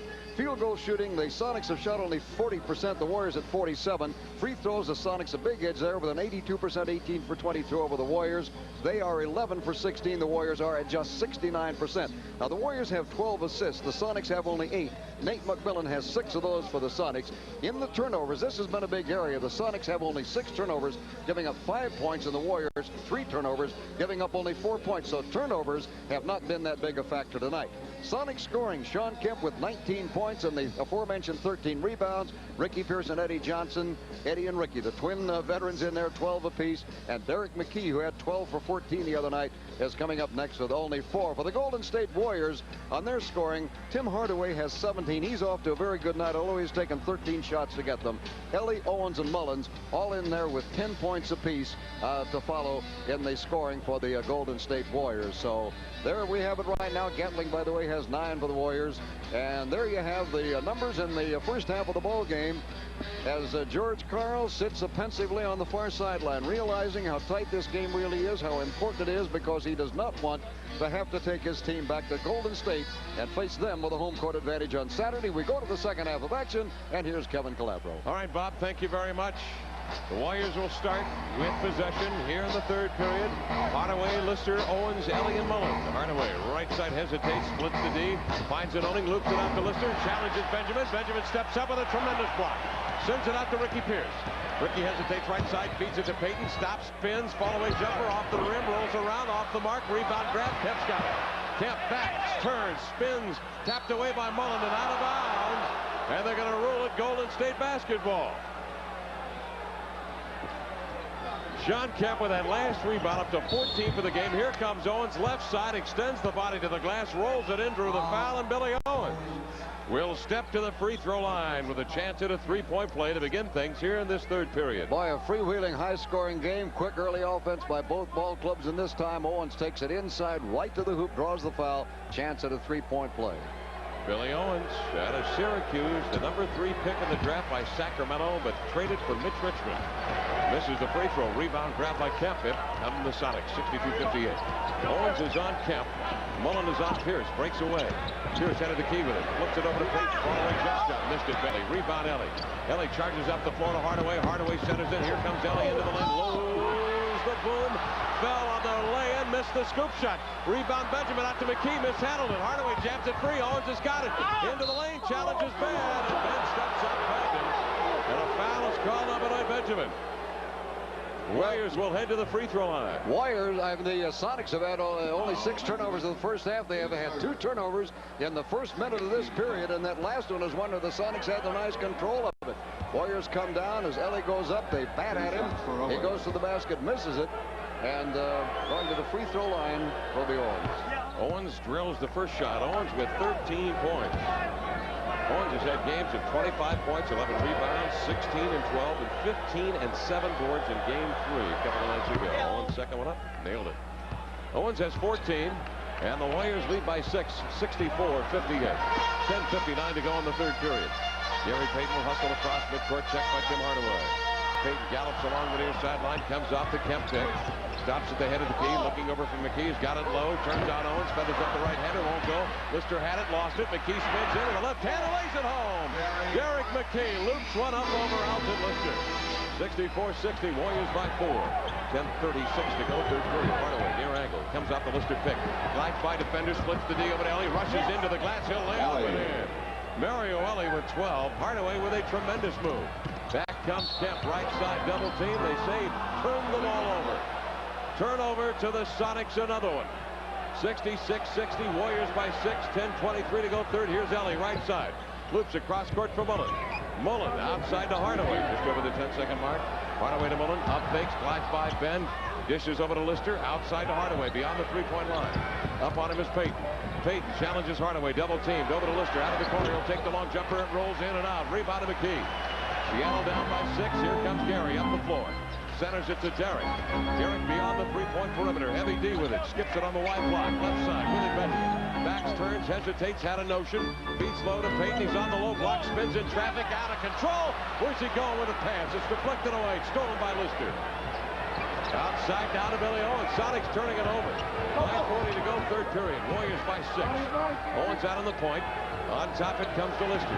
Altone down to Billy Owens. Owens in the key. Kept waiting for him. Owens will fling one up over him. He got it. Billy Owens with 16. And the Sonics trail by 8. George Karl will call a timeout.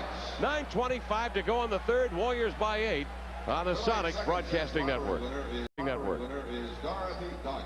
Dorothy, please go to the fan information booth on the lower West Concourse to collect your 25 lottery tickets. Turnovers have been the big story in the early part of this second half, as the Sonics, who had only 6 turnovers in the entire first half of the ball game, have had 4 turnovers now in 2 minutes and 35 seconds of this play. And the Warriors, as a consequence, after leading by only 2 at the half, have been able to go out on top 68-60. So the Warriors right now for the entire game, 3 turnovers, the Sonics with 10. On this last play here, Derek McKee put a shot up. Rebound came back. He was able to switch from right to left hand with a nice little jump shot over the inner defense of the Warriors.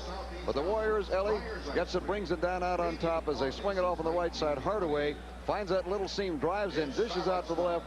Ellie goes to the basket. Now, he did not have very good control of that ball. That's one of the reasons that was an excellent shot. He fumbled it on the way up, but he was able to get it back up. Now Sean Kemp comes down, and there you can see as he palmed that ball, twisted it in his hand while he was taking a step, and you cannot do that. That's the control as George Karl looks on, not too happy with the way he's seen this second half get underway here with 9:25 to go in this third quarter.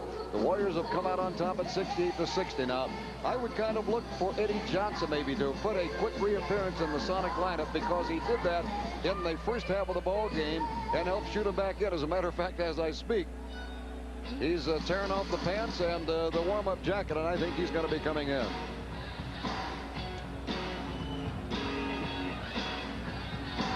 Well, the Sonics 11-3 in playoff series all time after winning the first game.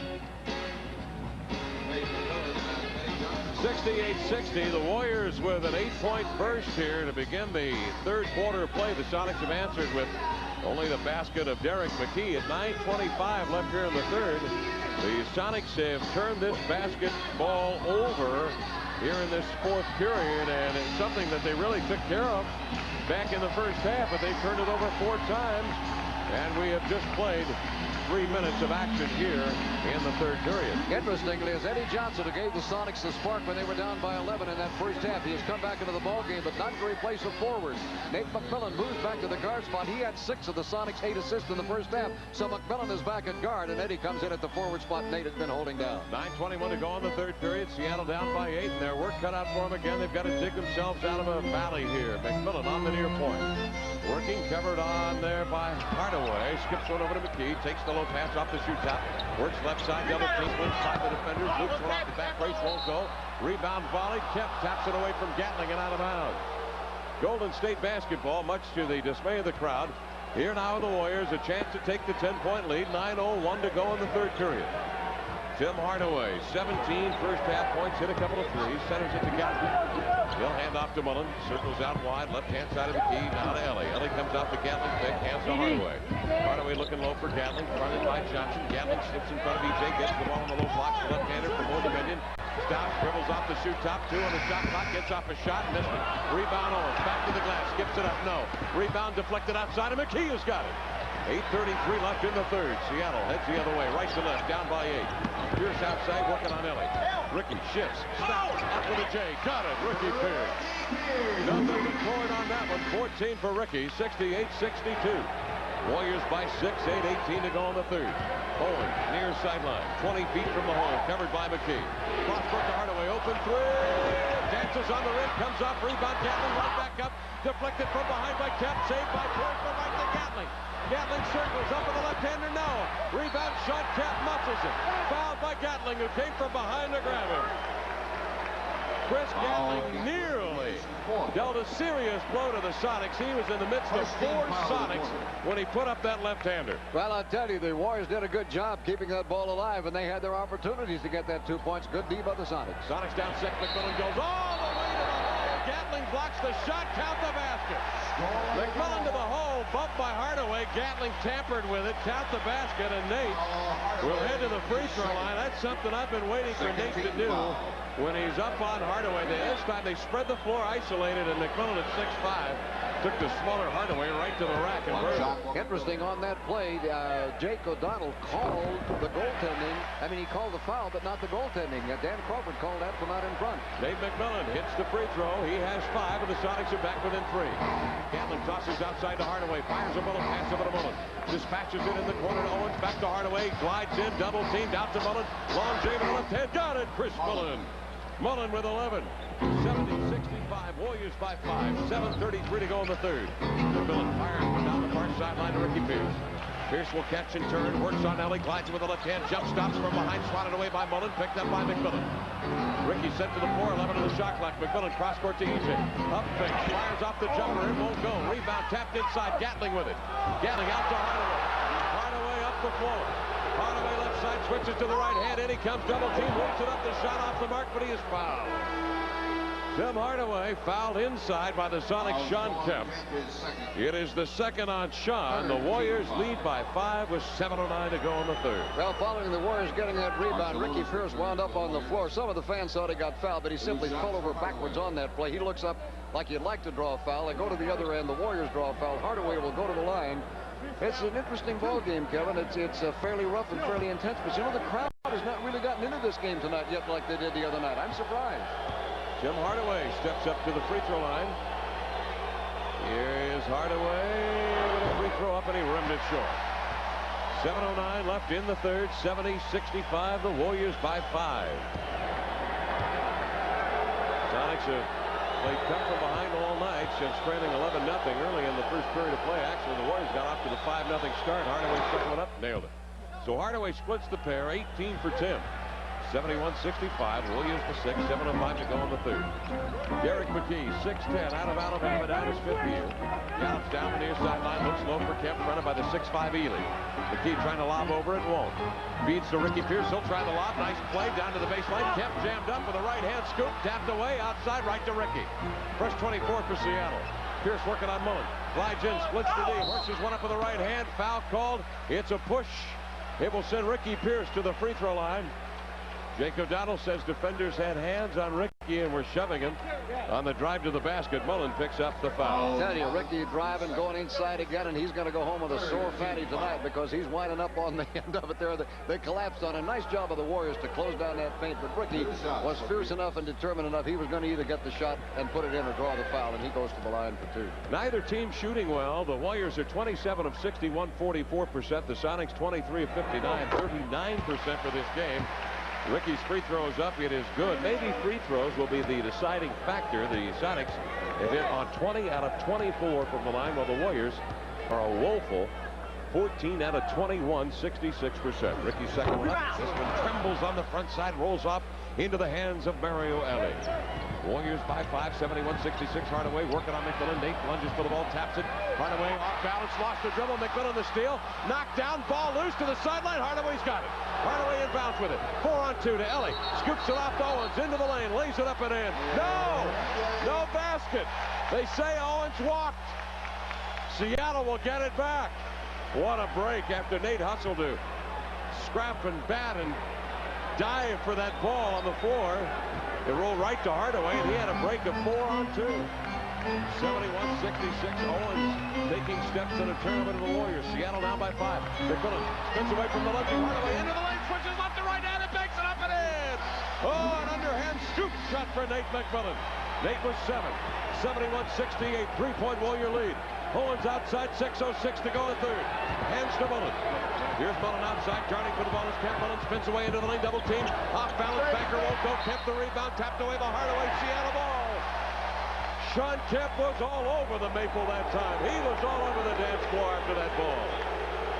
The crowd wants a technical foul whistle on Tim Hardaway of the Sonics, or the Warriors, and Dick O'Donnell will hear nothing of it. We'll give it to the Sonics, who will bring it up. Well, McMillan's been stupendous against Hardaway. Again, they open up the floor. McMillan on Hardaway. Backs and bumps, turns, fires over the 10-footer rim. Rebound McMillan, attempt no. Rebound McKee up, and yes! With a right-handed jam, Derek McKee! 71-70, Warriors lead by one after an 8-point lead a moment ago. 5:41 to go in the third, and Golden State calls a timeout. We'll take a break. Return in a moment on the Sonics Broadcasting Network.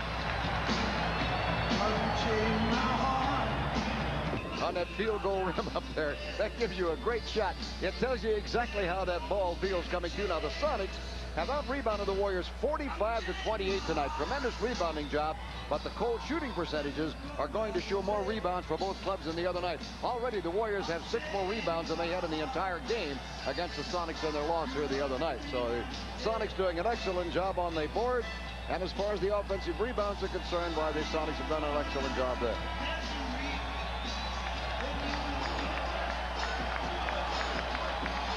.541 to go, third quarter play. Warriors 71, Sonics 70. The Warriors had the 8-point lead, and the Sonics have reversed it. The field goal shooting has been quite cold. Warriors 27 of 62, 44%.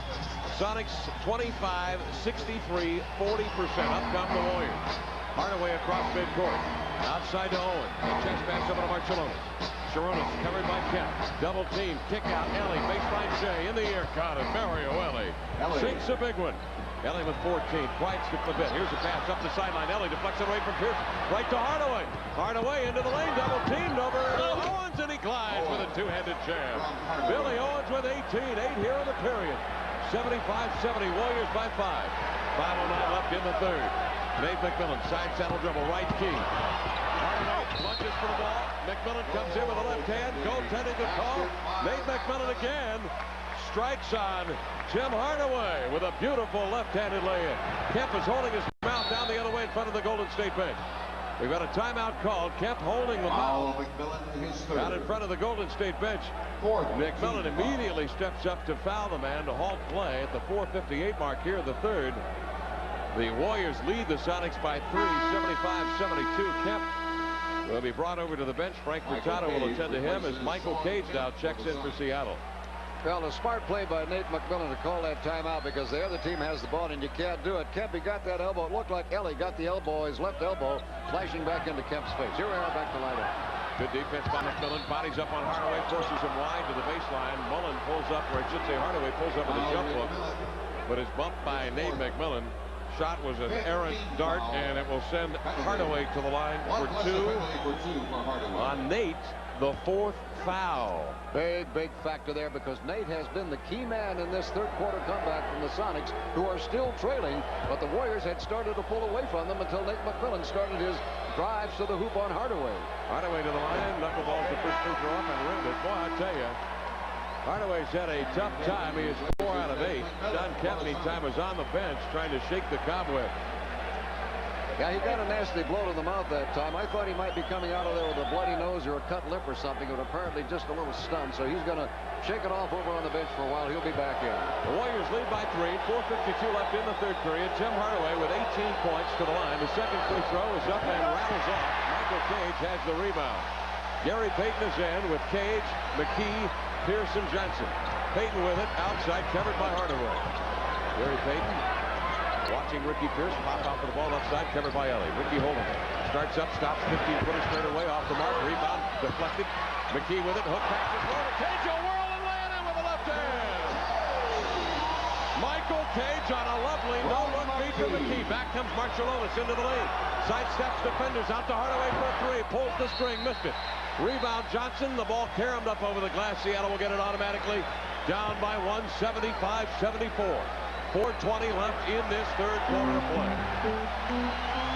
Crowd has been into this thing. And now they're controlling the Sonics. Down by 1. Johnson, the jumper. Fires. He got it. Sonics take the lead back after trailing by 8 here in the period. And apropos that it would be Johnson with that jumper. Now Marciulionis will bring it back. Covered by McKee, backpedaling in the paint. Marciulionis retreats, right-hand side of McKee, double team. Spins away, loops one up with a left hand. Oh, what a shot! Marciulionis with a kiss off glass. He has 5, 77-76, Warriors by 1. 3:44 to go in the third. Great basketball being played tonight at the Barn here at the Coliseum in Seattle. Johnson outside three-point territory, blocked by Mullen, pulls up with a baseline touch. He got it. Eddie Johnson, string music for easy 8. 3:30 to go in the third. 78-77, Sonics by 1. Back and forth action. Hardaway right side off the Owens pick. Darts in traffic. Pull up right-handed hook. No follow up and in. Yes. It was Mario Elie, rim high to deflect it in. Elie was 16. Warriors by 1. 79-78. 3:11 to go, third quarter. Two heavyweights battling, nose to nose, toe to toe. Throwing the best shots and answering. Here's Payton off the Johnson pick left side. Gary picks up the dribble, needs help. Outside he'll swing it to McKee. 8 on the shot clock for Derrick. Turns the corner on Owens. Bump, no foul over to Payton. Turns through defenders over the right hand. Could not finish it. Deflected out to Elie. Lead pass, Hardaway will break away to the glass. He'll lay it in. Hardaway with 20 points. And we've got a whistle. There's something that has been thrown out onto the floor. That will halt play here at the 2:45 mark of the third quarter. The Warriors lead by 3, 81-78. If it's a gold Kruger ran from Africa, it would be worth stopping a game for somebody to pick that sucker up, but I think it was something else. Jake stuck that in his pocket. Here's Payton right side on the point, covered by Hardaway. Gary Payton comes off the McKee pick, glides into the key, stops, speeds out to Eddie. Eddie working on Elie to the inline. Elie all over him, searches it. Johnson outside to Pierce, shadowed by Marciulionis. 6 in the shot clock, time running down. Pierce pulls up, feeds to McKee. He's got it, turns sideways, he's fouled. He's twisted up and fouled. The hook goes off and wide to the left. McKee will have to earn him at the line with the Warriors leading by 3. Well, and again, Ricky Pierce getting jammed up in there, could not get a shot away, so dumped the pass off to Derrick, who fumbled it, but knew he was getting fouled, so with his back to the basket, just shoveled it up. You know, interesting, we said it was going to be difficult to top the excitement of the game the other night. Now, the game the other night, it did most of it swinging back and forth down to the final few seconds. Right now, we're getting this in the third quarter. We may see this going the rest of the way, Kevin. this is a heck of a ball game again. McKee hits the free throw. Derrick has 9. He's had 3 fine games, 19 points, 5 rebounds in game 1, 16, 5 boards, 4 assists in game 2, and 27 points and 6 rebounds 2 nights ago. McKee hits both free throws. Derrick with 10, 6 here in the period, 81-80, Warriors by 1. 2:19 left in the third. Mario Elie, forecourt left, covered by Kemp. Gatling comes over to pick. Elie hands off to Marciulionis. Outside the three-point line, jabbed away by McKee. Marciulionis swings back to the midcourt to get it. Starts up the drive down the sideline. Bumped by McKee. They say McKee bodied him. Marciulionis to the line for 2. The foul on McKee is his second of the night. Well, the crowd is protesting greatly on that call, but on the play, Marciulionis does what he does so well. He lowers that shoulder, gets a little bit of a move on it, a little bit of a leverage on his opponent, does not draw the foul for himself, but he does draw it going the other way. And the reason why I think it had to be a pretty good call is because George Karl, Bobby Kloppenberg, and Tim Gergwich on the Sonic bench, nobody jumped up and complained about it. Sharonis held to 6 points on that free throw. The second one up, nailed it. Sharonis with 7. 2:07 to go, third quarter play. Warriors 83, Sonics 80. And Gary Payton across midcourt. Shadowed by Hardaway. Crosscourt pass Johnson. Off the Kemp pick. Let's go of a bomb! And he nailed it. He was standing on the three-point line. Eddie Johnson improved, averaging 17 points for the playoffs. He has 18 for the night. Elie, right side, Warriors by 1. 1:47 left, third quarter. Gatling, the prize rookie out of Old Dominion. Hands off to Marciulionis from Lithuania. Double team, nice feed. Gatling clears inside, steps up. Cage bumped him, had to. Gatling was in prime real estate, down low, around the ball. Gatling came stumbling out of there, momentarily hyper-extended the right knee. Now is flexing. It appears to be all right. He'll step to the line. Well, in that case, Cage and Eddie Johnson did a job closing off the middle, but as you mentioned, Gatling got the good position to get the ball, so somebody had to foul him or he was going to get an easy 2. Boy, he had lakeside property down low, didn't he? I mean, it was prime. Gatling's free throw up, rims off. I tell you, Gatling held the Warriors in the second period, in my opinion, when he had the 9 points and was a monster on the board. was deflecting shots and battling inside. Warriors shooting only 63% at the foul line. This could cost them the ball game. Gatling's free throw is good. So Chris splits the pair, and as a result, the Warriors have a bucket lead, 84-82. 1:36 left third quarter. Payton down the near sideline. Works off the Kemp pair. Dodges Hardaway, but he's forced out on the top of the key. He'll feed over to Eddie Johnson, swing it low to the ground, double teamed over to Gary, glides in, double team, draws the D, kicks the Kemp baseline jumper, got it, tie game. Kemp with 21, his first bucket of the third. Nice feed from Payton, 1:14 left third quarter. 84 all. Here's Ellie. Right side. Comes off the Gatling pick. Gatling rolls inside. Gave an elbow to Kemp. Those two battle inside on the blocks. Marciulionis has it beyond the three-point line. Clear out right side for Sharonis. Covered by Johnson. He'll shovel the pass over to Hardaway. He works outside. Covered by McKee. 3 on the shot clock. Fires a 30-footer for 3. Missed it.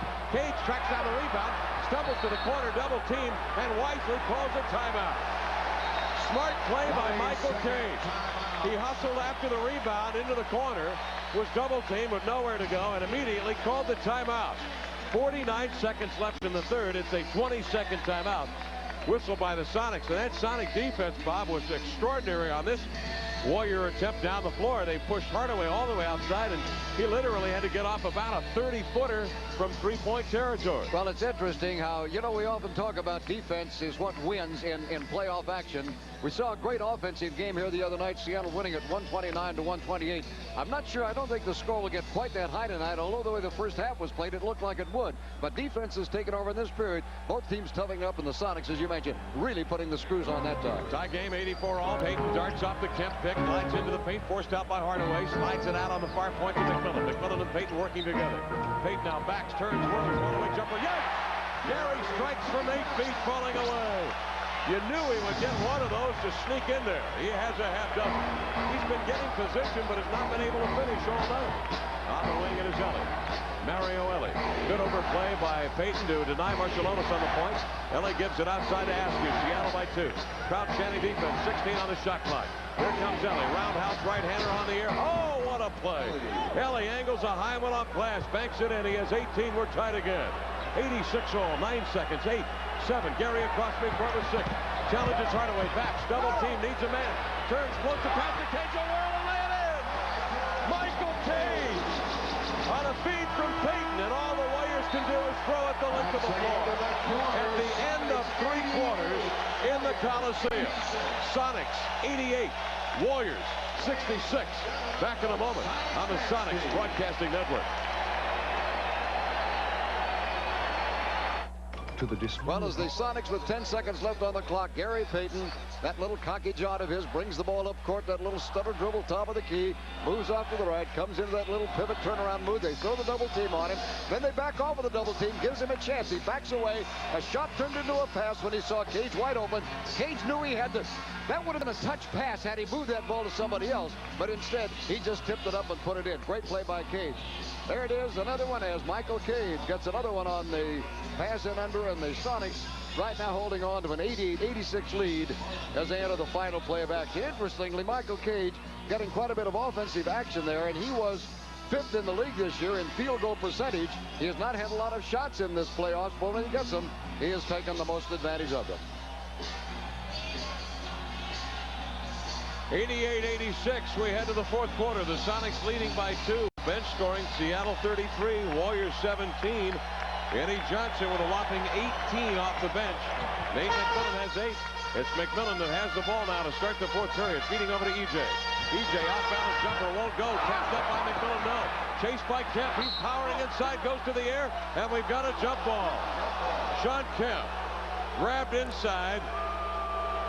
And a jump ball called by Jake O'Donnell down on the end line. Shawn Kemp, the Rain Man, Skywalker extraordinaire up against Marciulionis, who can get up 6'5". Kemp wins the draw to the end line. Cage tracks it down, nearly pushed out of bounds by Gatling. Michael Trapp feeds outside to Payton. Now to Nate McMillan. Nate carries it on the right-hand side in the three-point perimeter. Feeds cross-court to Gary Payton, working one-on-one on Hardaway. Slides him with the left hand, stops, spins, reverse pivot, backs in the paint, turn around, 8-footer, got it! Gary Payton with 8, an extraordinary move for the second-year player from Oregon State. 90-86, Sonics by 4. Mullen outside. McMillan pulls up right, double team, out to Marcellonis. Sharunas, up face, slides by McMillan, into the lane, switches right to left hand, swatted away by Kemp. Grabbed by Gary, here he comes, 4-on-2 to Nate, over to Johnson in the back. Ran in!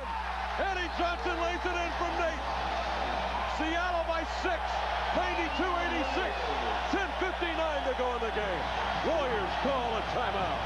We'll be back in a moment on radio here on the Sonics Broadcasting Network.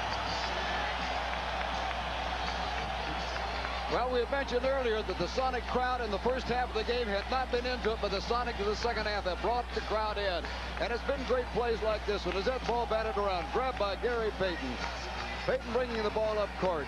Swings it off to his left to McMillan. Flips it right in under to Eddie Johnson for the layup. And Eddie's having a great night. He is now up to 20 points for the ball game. Steady Eddie is doing it again for the Sonics, coming off of the bench. And by the way, as the Sonics, with 10:59 to go, have gone out on top by 6, their biggest lead of the game. Marcellonis on the drive that started this last play, got that ball in there, as he so often does, but did not get fouled. And again, the great the pinpoint passing there on that little touch pass by McMillan as he got it into Eddie Johnson. And Sean Kemp with a triumphant look on his face as they come off the court for the timeout. Well, earlier in the quarter, Gary Payton has done a good job getting inside. Now, at Oregon State, here was his strength, getting that ball inside for the shots. He did some good outside shooting, but getting inside, making the moves for the high percentage inside shots was one of the reasons that Gary Payton was the Sports Illustrated Collegiate Basketball Player of the Year his senior year at Oregon State. Yes, he was a scorer. At one time, he got 7 3-pointers in one ball game, but it was an inside play. Hardaway leading Golden State right now with 20 points, and Kemp with 21 for Seattle, but only 2 in this period. So the Sonics have moved out on top by 6.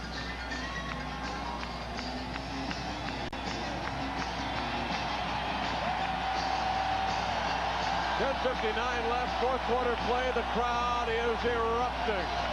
92-86. Sonics lead the Warriors by 6.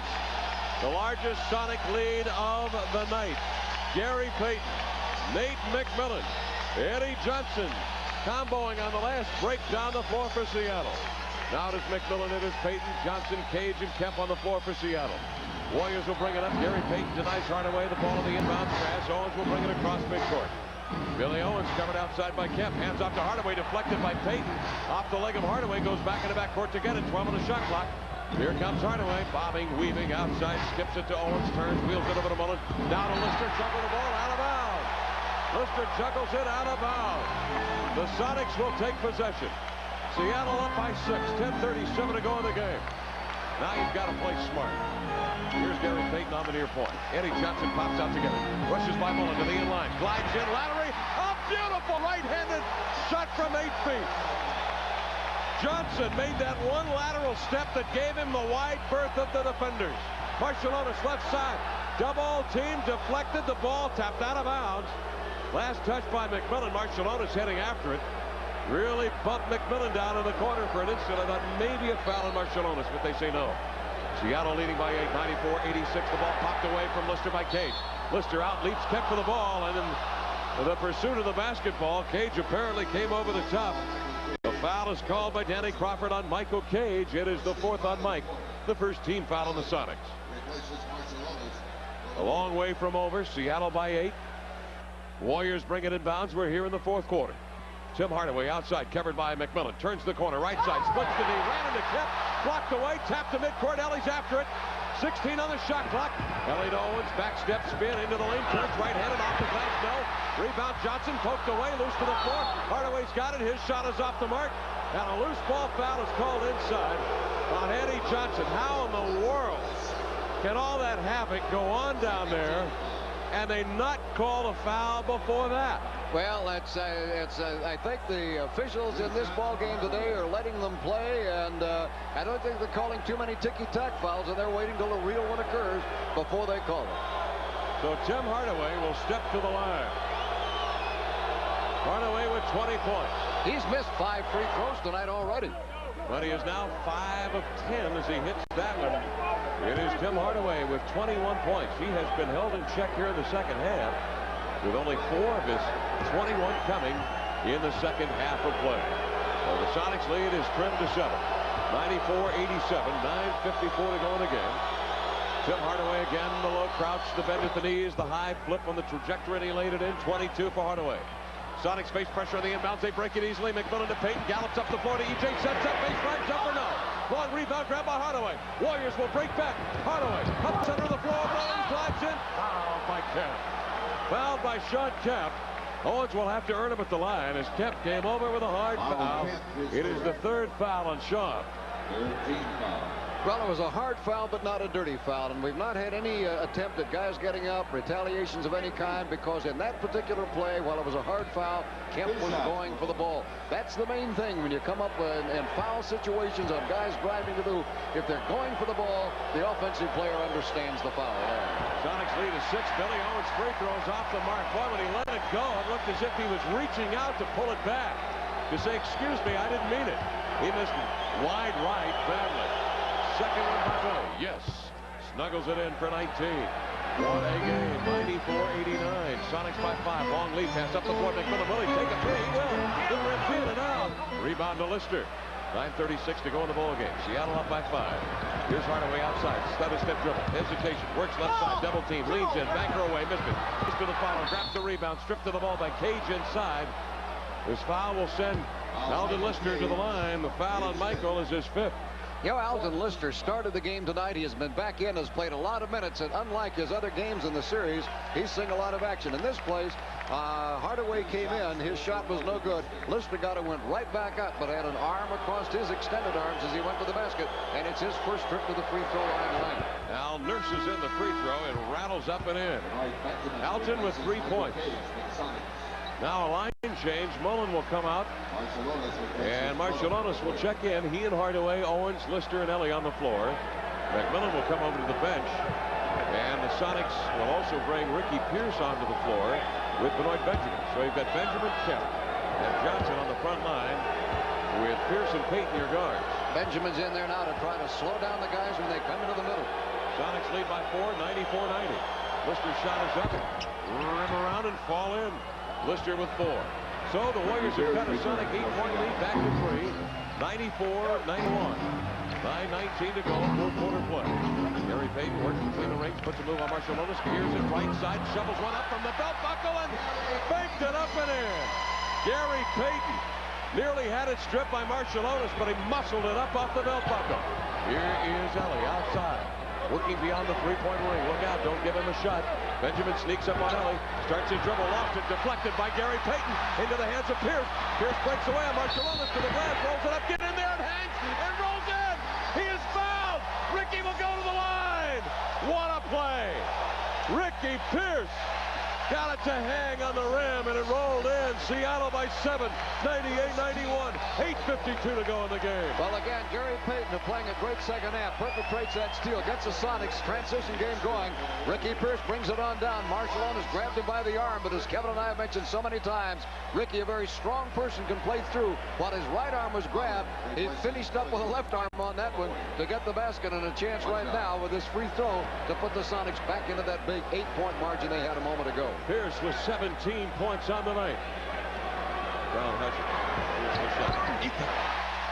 Pierce with 18. 6 out of 7 from the line. 99-91. 8:50 remaining in the tilt. Sonics lead in the series 2-1. Owens falls to the floor. Double team. Scoops it up off the floor out to Hardaway before he lunges to the pine. Here's Hardaway.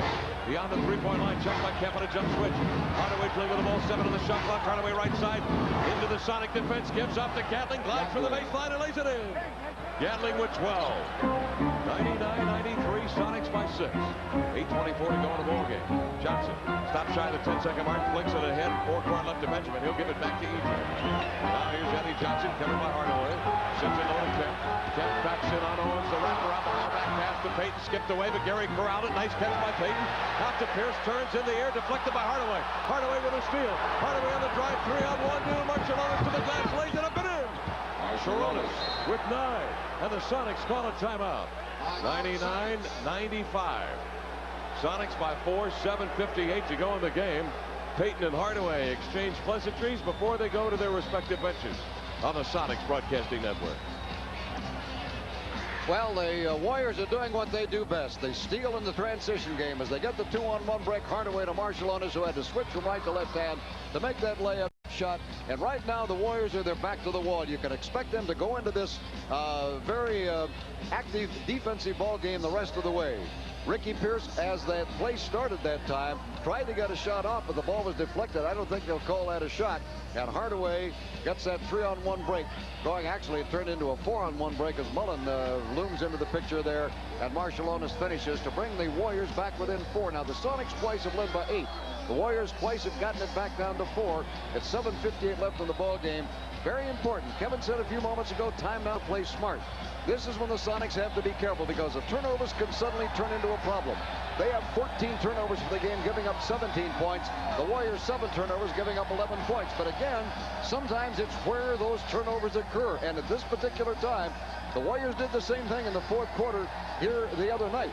They got those turnovers going in their favor, and that was when they knocked down that big Sonic lead and were able to roll back into contention and got themselves in a ping-pong battle going back and forth to the lead during the last couple of minutes of the ball game, and had a chance to win it even on the final shot, which they never did get off before the buzzer went off. So right now, play smart, handle that ball if you're the Sonics. Don't take too many chances. And of course, above all, watch those double teams and traps of the Warriors, because they do get back into a ball game quick with that steal.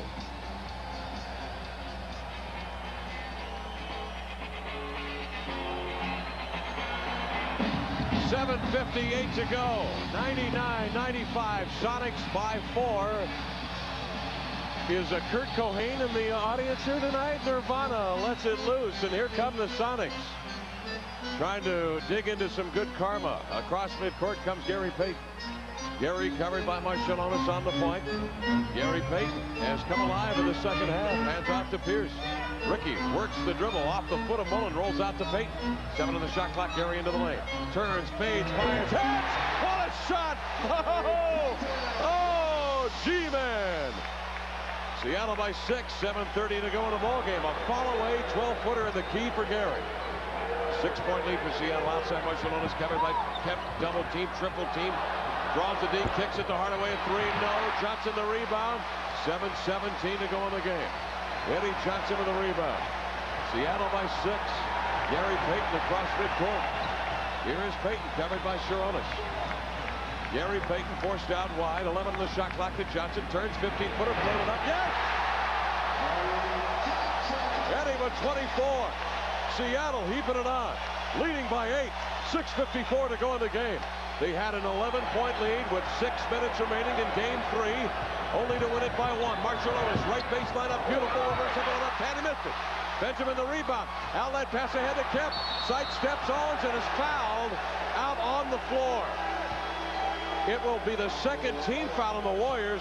They will not call the flagrant foul, nor will they call a shooting foul. I tell you, Big Ben came in to close off that middle, which he did on that last drive by Marshallonis. Then got the very quick outlet pass to Eddie Johnson, who had to get the shirt grab to avoid him from getting it. It was not a breakaway because the man was between him and the basket. 103-95, 6:38 to go in the ball game. The Sonics lead by 8. Here is Payton over to Kemp. Out wide, Kemp working on Lister. Jeff steps right, puts a dribble off the thigh and lost it. Hardaway comes over to grab the ball. Kemp darts for it. Upends Hardaway, and a foul is called. This will put the Sonics over the limit at the 6:29 mark here of this ball game. Sean Kemp has got so much adrenaline flowing right now. Eddie Johnson brings him over and says, settle down, big guy, and do what you do best. Well, in this case, Sean was kept jab stepping, and he finally just dropped the ball at the wrong place. And as he dived in front of Hardaway, apparently drew the foul on that one. Now, interestingly, the Sonic defense tonight has held 2 of the Warriors down, while Hardaway has a lot of points. Hardaway has hit only 7 out of 22, and Chris Mullen only 4 out of 11. Do you think those guys are struggling with their game? And he missed that one. Hardaway missed the free throw. Hardaway now has hit 6 out of 12. He has 22 points with his 11 assists. 103-95, the Sonics by 8. 6:29 to go in the game. Hardaway second one up, got it. Hardaway with 23.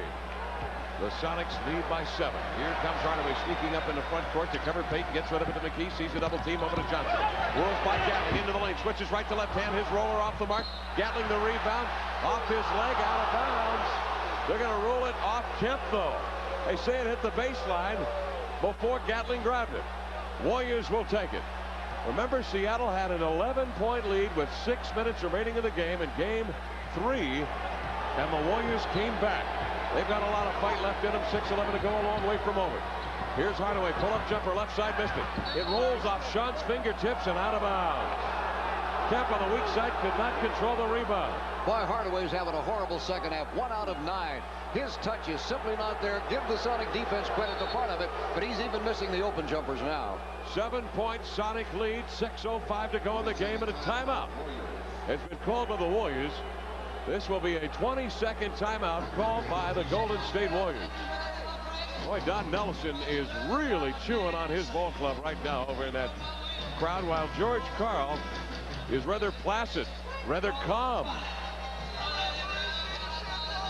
Well, on this play here, Hardaway on that drive, and Payton kept him from going to the basket. He backs away and bounces one off the rim. He has really been off very, very badly at times tonight. And the 20-second timeout was called as the ball went out of bounds, touch last, deflected by a Sonic. All right, Hardaway will bring it in bounds. Seattle leading by 7, 6:05 to go in the game. Hardaway chest passes the ball, turns, fires, and rimmed it off. Rebound covered by Kemp. Sean Kemp will hand off. Here come the Sonics. Kemp with 21 points, 18 rebounds. Far and away the leading rebounder in the NBA playoffs in the first phase. Here's Payton on the point. Tosses out to Ricky. Ricky beyond the three-point mark, starts his move. He stops, he glides, he is fouled from behind by Owen. This will be a shooting foul, and it will send the NBA's #3 free throw percentage man Ricky Pierce to the line for a deuce. Well, again, the Sonics getting the advantage of getting to that line a lot tonight, as Ricky on the move that time, put that ball up, gets a chance to go to the line. The Sonics are a long way, however, from the free throw record in playoff action. We'll mention that a little bit later if we have time. Ricky with beautiful fingertip control drills the free throw. 19 for Ricky Pierce, out his 10th year from Rice. By the way, with 55 rebounds, the Sonics are well off of the 71 rebounds they got against Portland back in the playoff game in 1978. 5:45 to go, fourth quarter. Sonics lead by 8. They can get the largest lead with this free throw. And Ricky nailed it. 20 points for Ricky Pierce. 105-96. Sonics by 9 with 5:41 left. Here's Billy Owens. Back cut into Hardaway. Up. He forces it over McKee. Missed it. Owens the putback. Yes. No, it was Gatling. A bigger part. The left-hander Gatling. Gatling with 14. 105-98. Sonics lead the Warriors by 7. 5:23 left in the ball game.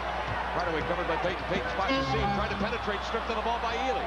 Mario Ely across midcourt. Double team to the glass. He rams it in with a two-handed jam. Ely going coast to coast with a jam. Seattle's lead of 9 trimmed to 5. 5 minutes to go in this game. Gary Payton to midcourt. Standstill dribble. Head of the key. Covered by Hardaway. Yo-yos the dribble. Hands off to Pierce. Extends on that left pivot foot. Swings up the long jumper. Double team. The ball gets free to the baseline. Ely with it. Sends a long one up to Marciulionis. Streaks away to the glass. Lays it in. Marciulionis lays it in. He has 11. The Warriors, with 4:42 left in the game, have come from 9 back to pull within 3. 105-102 on the Sonics Broadcasting Network.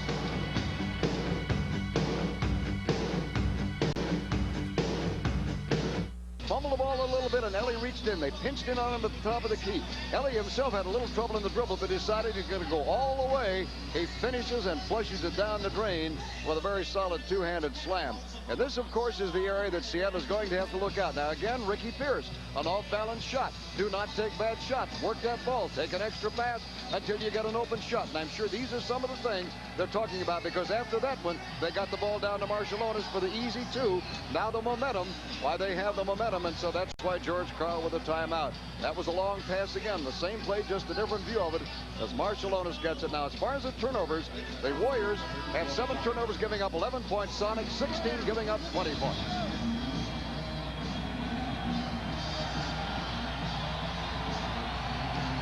.442 left in this game. Sonics 105, Warriors 102. Kevin Calabro and Bob Blackburn at the Coliseum. The Sonics had a 9-point lead at the 5:41 mark. And it took the Warriors exactly 1 minute to pare it back to a 3-point spread. Now here are the Sonics. It'll be McMillan to steer it across. Dave McMillan getting a pick outside from Kemp. Circles off the screen. Covered by Hardaway. Flips it back to his left side to Johnson. Long when he missed it. Rebound grabbed by Sharonis. Marciulionis across midcourt. Wants to run. Gallops left side. Covered by McKee. Feeds outside to Mario Ellie. Back to Sharonis. Marciulionis covered by McKee. Stops double teamed in the lane. Ellie squares. 10-footer up. Got it. Mario Ellie with 22. The Sonics lead is 1. 4:12 to go in the game. Seattle by 1. Pierce slants in. Outside, he'll kick it to Johnson. Eddie in the key. The feed over to Pierce. Off his fingertips and grabbed by McMillan in front of the Warrior bench. 13 on the shot clock. McKee double team. Put the dribble on the floor. Stripped away. Marciulionis to steal. Here comes Sharonis on the drive. Scoops it up. He got it. Marciulionis with 13. 106-105. Warriors by 1.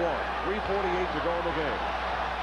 Sonics had a 9-point lead at the 5:41 mark, exactly 2 minutes ago. My, how things turn around. The Warriors can do that to you. Here's McMillan on the point. Sonics desperately need a hoop. Down by 1. 3:33 to go. Time running out. Nate, a 3 in the air. Swirls, comes out. Gatling the rebound. Sonics cannot buy an offensive rebound in the last 2 minutes. They haven't had any. Hardaway to Ellie. Pull-up jumper. Baseline right. Hit the side of the glass. Rebound McMillan. 3-on-2. Over to Ricky. Challenges Gatling to the iron. Rolls it up. Yes! He is fouled! Ricky tumbles into the crowd. With 2 points in his pocket, the Sonics have the lead. And Ricky Pierce, who tonight has hit 8 of 9 from the line, will step up with a chance to give the Sonics a 2-point lead. Well, the Sonics needed that one as McMillan. Nice little drop pass off to the right to Ricky Pierce, who follows on through, finishes through the foul. The Sonics had seen their 9-point lead evaporate with a 10-0 rush by the Golden State Warriors, who did the same thing in game number 3 here on Tuesday night. So now with 3:15 left, Sonics back in the lead, but still anybody's game. And Kevin, another down-to-the-wire thriller. I can't believe how many of those we've had here in this floor this year. I think so. It's the way these two teams have battled. And here's Ricky to the line. He throw up. Nailed it. Ricky Pierce with 23 points. The Sonics at the line have really helped themselves. They are 25 of 30. The Warriors, remember, have not shot well. 23 of 35. 65%. Warriors in a half court. Set it up. Down 2. 3 minutes to go. Marciulionis getting a pick from Billy Owens on Gary Payton. They immediately jump switch. Pierce pops out on Sharonis. Works the left hand roll. Ricky shades him to the right. Marciulionis forced baseline. Throws it out to the point. Hardaway on a 3 with McKee over and hit it at the buzzer. Tim Hardaway hits a 3 at the 24-second shot clock buzzer. Warriors by 1. 109-108. 2:43 to go in the game. Inside Kemp double teamed out to Nate. Nate will take a 3. Got it! They rule it a 2-pointer. They rule it a 2-pointer. McMillan was on the line. Nate McMillan with 10. The Sonics by 1. 110-109. 2:29 to go in the game. Now here comes Hardaway left side. Covered by Derek McKee. Hardaway sets up in front of the Sonic bench. Shoving out his Pierce on Hardaway. Hardaway beyond the 3-point line. Back cut inside. Owens strips to the ball by McKee. Owens picks it up, shovels it up, banks it in. Billy Owens, what a play. 21 for Owens. 111-110. Warriors by 1. 2:08 to go in the game. Now Gary Payton will bring it across. Chest passes to McMillan out wide to the right. Hardaway gives him about a 5-point berth. McMillan sends it cross court to Gary. Back to Nate.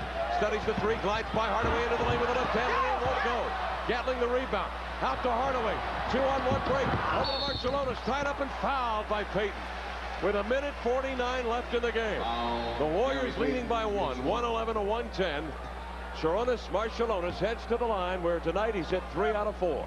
Well, again, excellent play by the Warriors, a hustling play as they get the ball down court. Hardaway flips over to Marciulionis.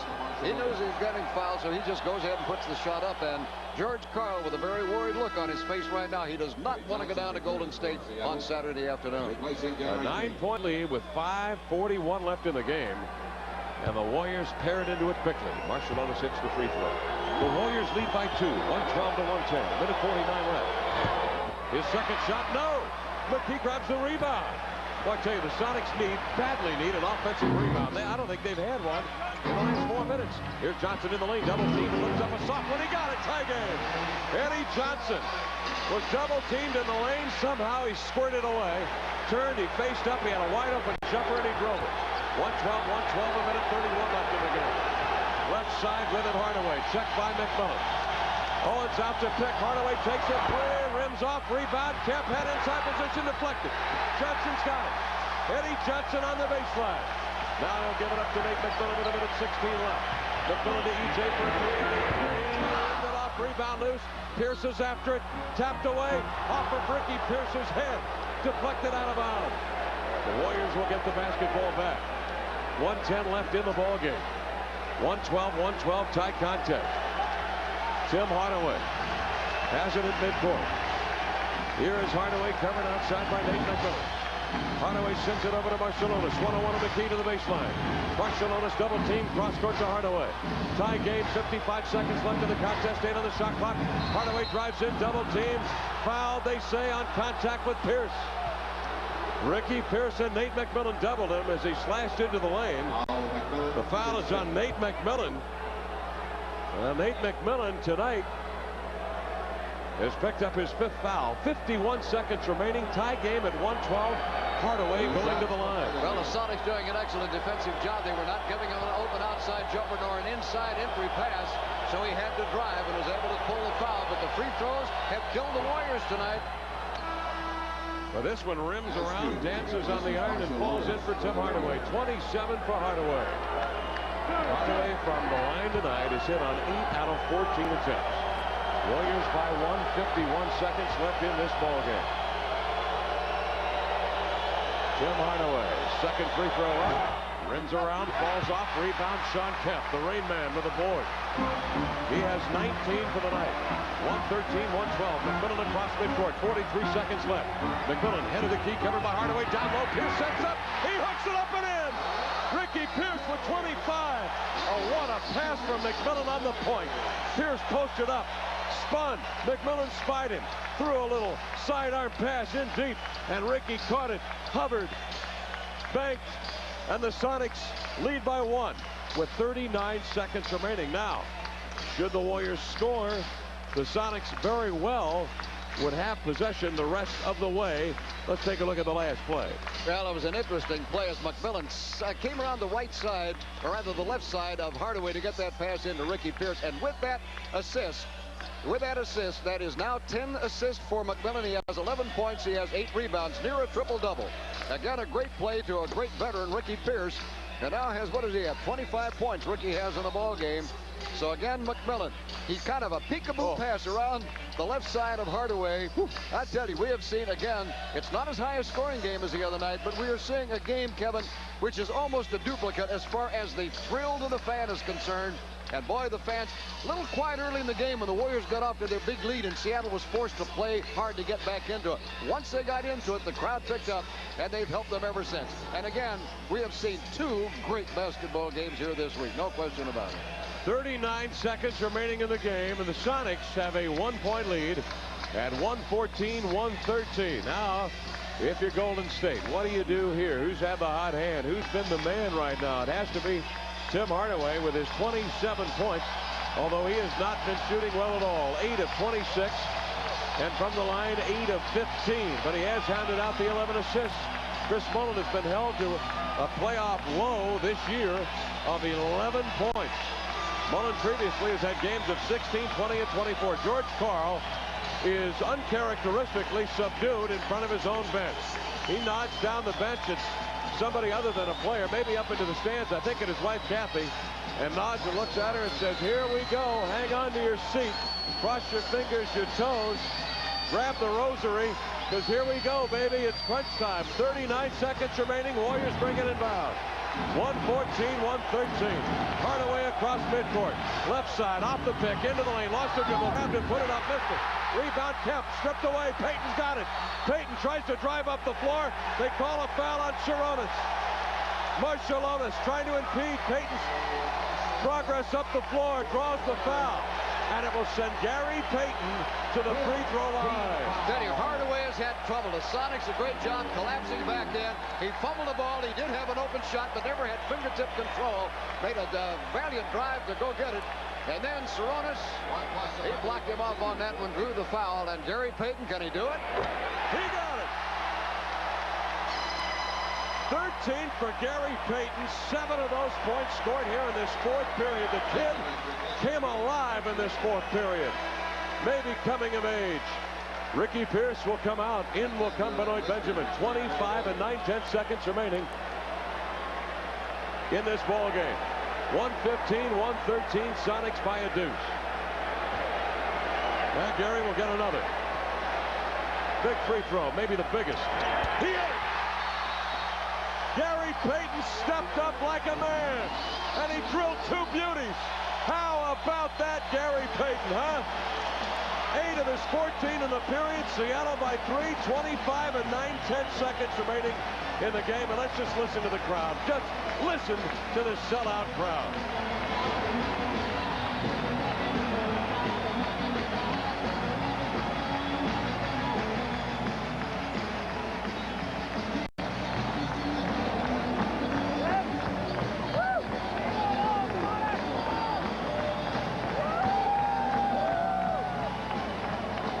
Sonics had a 9-point lead with 5 minutes, 41 seconds. The Warriors came back to actually take the lead on a run of their own. Well, what are they going to do now? 25.9 to go. The Warriors, they can either try to go for a quick 2, try to get an easy 2 to get within 1, and then try to pick on the worst foul shooter out there so that they'll get the ball back with time to maybe tie it. If they go for 3 points right now, here's the situation. They normally are a pretty good 3-point team with both Hardaway and McMullen and with Ellie. However, tonight in the first half, they hit 3 out of 5 at 3-point range. But Kevin, in this second half, the Warriors, as I have them down, at 3-point range have hit only 1 out of 6. At points in the paint, look what the Sonics have done to the Warriors tonight. The Warriors have been able to get inside on the Sonics for only 14 points, and the Sonics have 50 points in the paint. You think that points in the paint aren't important to the victory of a ball game? Now, this game is not won yet, but the Sonics have been able to maintain an edge because they've been able to get that ball inside. And what a finish to another spectacular game. That if the Sonics win, they are going to have to wait for the winner of the Utah-LA Clipper game to see which way they would go. And if the Clippers should by some chance win that series, then the Sonics should have home court advantage in the next series. I doubt if that will happen, but that LA Clipper Arena tonight closed down because of the riots in LA, so that game will not be played till Saturday afternoon. We are ready to go back to action here. 25.9 seconds left. It'll be Tim Hardaway to bring it in bounds. The Warriors down by 3, 25 and 9/10 seconds remaining. Hardaway from midcourt will bring it in bounds. He'll loop it out to Gatling between the rings. Hands off to Hardaway. Double team. Over to Barcelona. Fakes the 3. Drives in. Double teamed. Out to Hardaway. Fakes the 3. Pierce spin. Hardaway fires. Had a good look at it. Missed it. 15 seconds. Ellie the rebound. He'll fire one off a 2-pointer. Missed it. Rebound Kemp. Hands off to Payton. Fouled by Owens. 8 seconds remaining. Gary Payton is fouled. Gary Payton will go to the line. 116. 113. Sonics by 3. Shawn Kemp with a huge rebound. 20 boards for the night for Kemp on that rebound of an Ellie miss from 3-point land. All right, here's the shot from the top of the key by Hardaway. Missed the 3. The ball came out to Ellie in the corner. Ellie had a foot on the line. He put up the 2, missed it. And as Kemp grabs that rebound, he has a 20-20 night, 21 points, 20 rebounds for this great playoff game against the Warriors. And now Gary Payton could go to the line and could ice it. And Chris Mullen, who has had a horrible night tonight, is not even on the floor right now. Mullen had 4 for 12 the last time we had checked. And Chris Mullen simply has had a problem. Whether it's that leg, he has not complained about it. But he did have a leg injury that has minimized his effectiveness, obviously, in this series. And here goes Gary, Kevin, for a chance to ice it. Gary Payton has popped in 8 of his 14 here in the period. His free throw is up, and it comes up short. That's a whoops. Now Gary Payton still can ice this game for the Sonics with 8 and 5/10 seconds with this shot. If he doesn't, he's opened the door to the Warriors. Second shot down. Sonics have a 4-point lead. The Warriors have a timeout, and they will use it. 117, 113. Sonics by 4, and that Gary Payton, man, oh man, that kid has come of age in this 4th quarter of play. He has played his heart out. 117, 113 with 8 and 5/10 seconds between the Sonics and the second-round foes, as Bob mentioned, either Utah or the Los Angeles Clippers. And interestingly, the Sonics won the regular season series between both of those teams. They beat both Utah and the Clippers. We might note, too, Kevin, had Utah and the Clippers been able to have played tonight, now this riot situation in L.A. could change the complexion of the playoffs a bit, because had Utah played at the Clippers Arena and won that ball game, the Sonics in Utah then would have opened their series Saturday up at Salt Lake City. Oh, you gotta love it now. This crowd's coming unglued. Boy, that right behind the Golden State bench is, whoa. We've got some action. We've got some action here at the Coliseum. People shaking. I mean, it's like a tent revival. Like a tent revival, folks. This is crazy. Everybody's got the spirit here tonight. 8 and 5/10 seconds remaining. And the Sonics leading by 4, 117-113. Now what do the Warriors do? What do you do? I don't know, Kevin, but I have a question for you. How did the odds makers come so close? The Sonics are leading by 4. They were favored by 3.5. You tell me. Unbelievable. Now we've got Jim Ross and Bob Leibachuk in the mobile unit directing this on television pay-per-view. They could get a shot at that Golden State bench. There, I tell you, there. Hey, forget the bench. I like what they're taking shots of right now. There's some real action behind that bench. Holy mackerel. There's a gal doing the limbo back there behind that Golden State. There she is with that blonde hair. Oh, she's doing it. Hey, she's got that Sonic spirit. All right. Here come the Sonics on the inbound pass. They lead by 4. Ellie will swing it in. Ellie down low to Gatling. Overplayed by Kemp. Pokes it out of bounds. It'll be Golden State ball in a second. Ticks off the clock. 7 and 5/10 seconds remaining. Sonics by 4, 117-113. Ellie to Marciulionis. Fires the 3. He got it. Marciulionis with a 3. 4 and 6/10 seconds remaining. Sonics lead by 1. They will call a timeout. Marciulionis gets the 3. It is not over. This one will go to triple zeros, as it did 2 nights ago. Seattle by 1 with 4 and 6/10 seconds remaining. Kevin, I would be willing to bet you, and I'm just going to make a guesstimate of this, if we were to look back over this entire season, at least 10 or 11 games have come down to a final shot. Marciulionis made the little fake to drive. They backed off just enough, and he popped into three-pointer now with 4.6 seconds remaining. Obviously, the Sonics want to have all of their best foul shooters in the ball game. The Warriors have to foul quickly. They cannot afford any situation where the Sonics can get the ball and get into any open court dribbling, or the ball game is over. So the Warriors' defensive tactics have to be obvious. Simply get on the inbounds pass, foul that first man as quickly as he gets the ball, and make sure you do not fail. The Sonics, on the other hand, I'm just wondering if we might be looking at a situation here, Kevin, of an inbounds pass with a tip pass, you know, a volleyball tip pass over to somebody else rather than getting control immediately. I mean, this is a possible. I'm just looking at thoughts. Whatever you do, I don't think the Sonics can make the cross-court pass, number 1. Rule number 2, throw the ball down the floor. If you have any doubts, if time's running out, if you're double teamed, throw the ball down the floor away from the basket.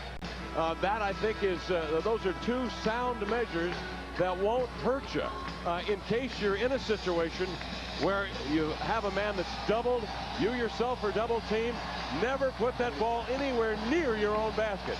Throw it up the floor. Now the Sonics will have it at midcourt. They've got McMillan, they've got Pierce, McKee, Kemp, and they've got Eddie Johnson on the floor. McMillan, a tremendous ball handler, very wise in his decision-making, will throw the ball inbounds from midcourt right in front of the TNT broadcast booth. Seattle leading by 1, 4 and 6/10 seconds remaining in the game. McMillan will bring it into Pierce. He's immediately double-teamed. Spins by Hardaway. Hardaway hauls him down, and a foul is called with 2 and 8/10 seconds remaining on Tim Hardaway. Now, the fans are probably yelling for a flagrant foul in that case. I don't think it's called for. Yes, Hardaway fouled him. What happened? Ricky had broken away from the man who was on him originally, and as he went by him, Hardaway fouled him, and Ricky simply tripped and fell down. So it was not that hard a foul.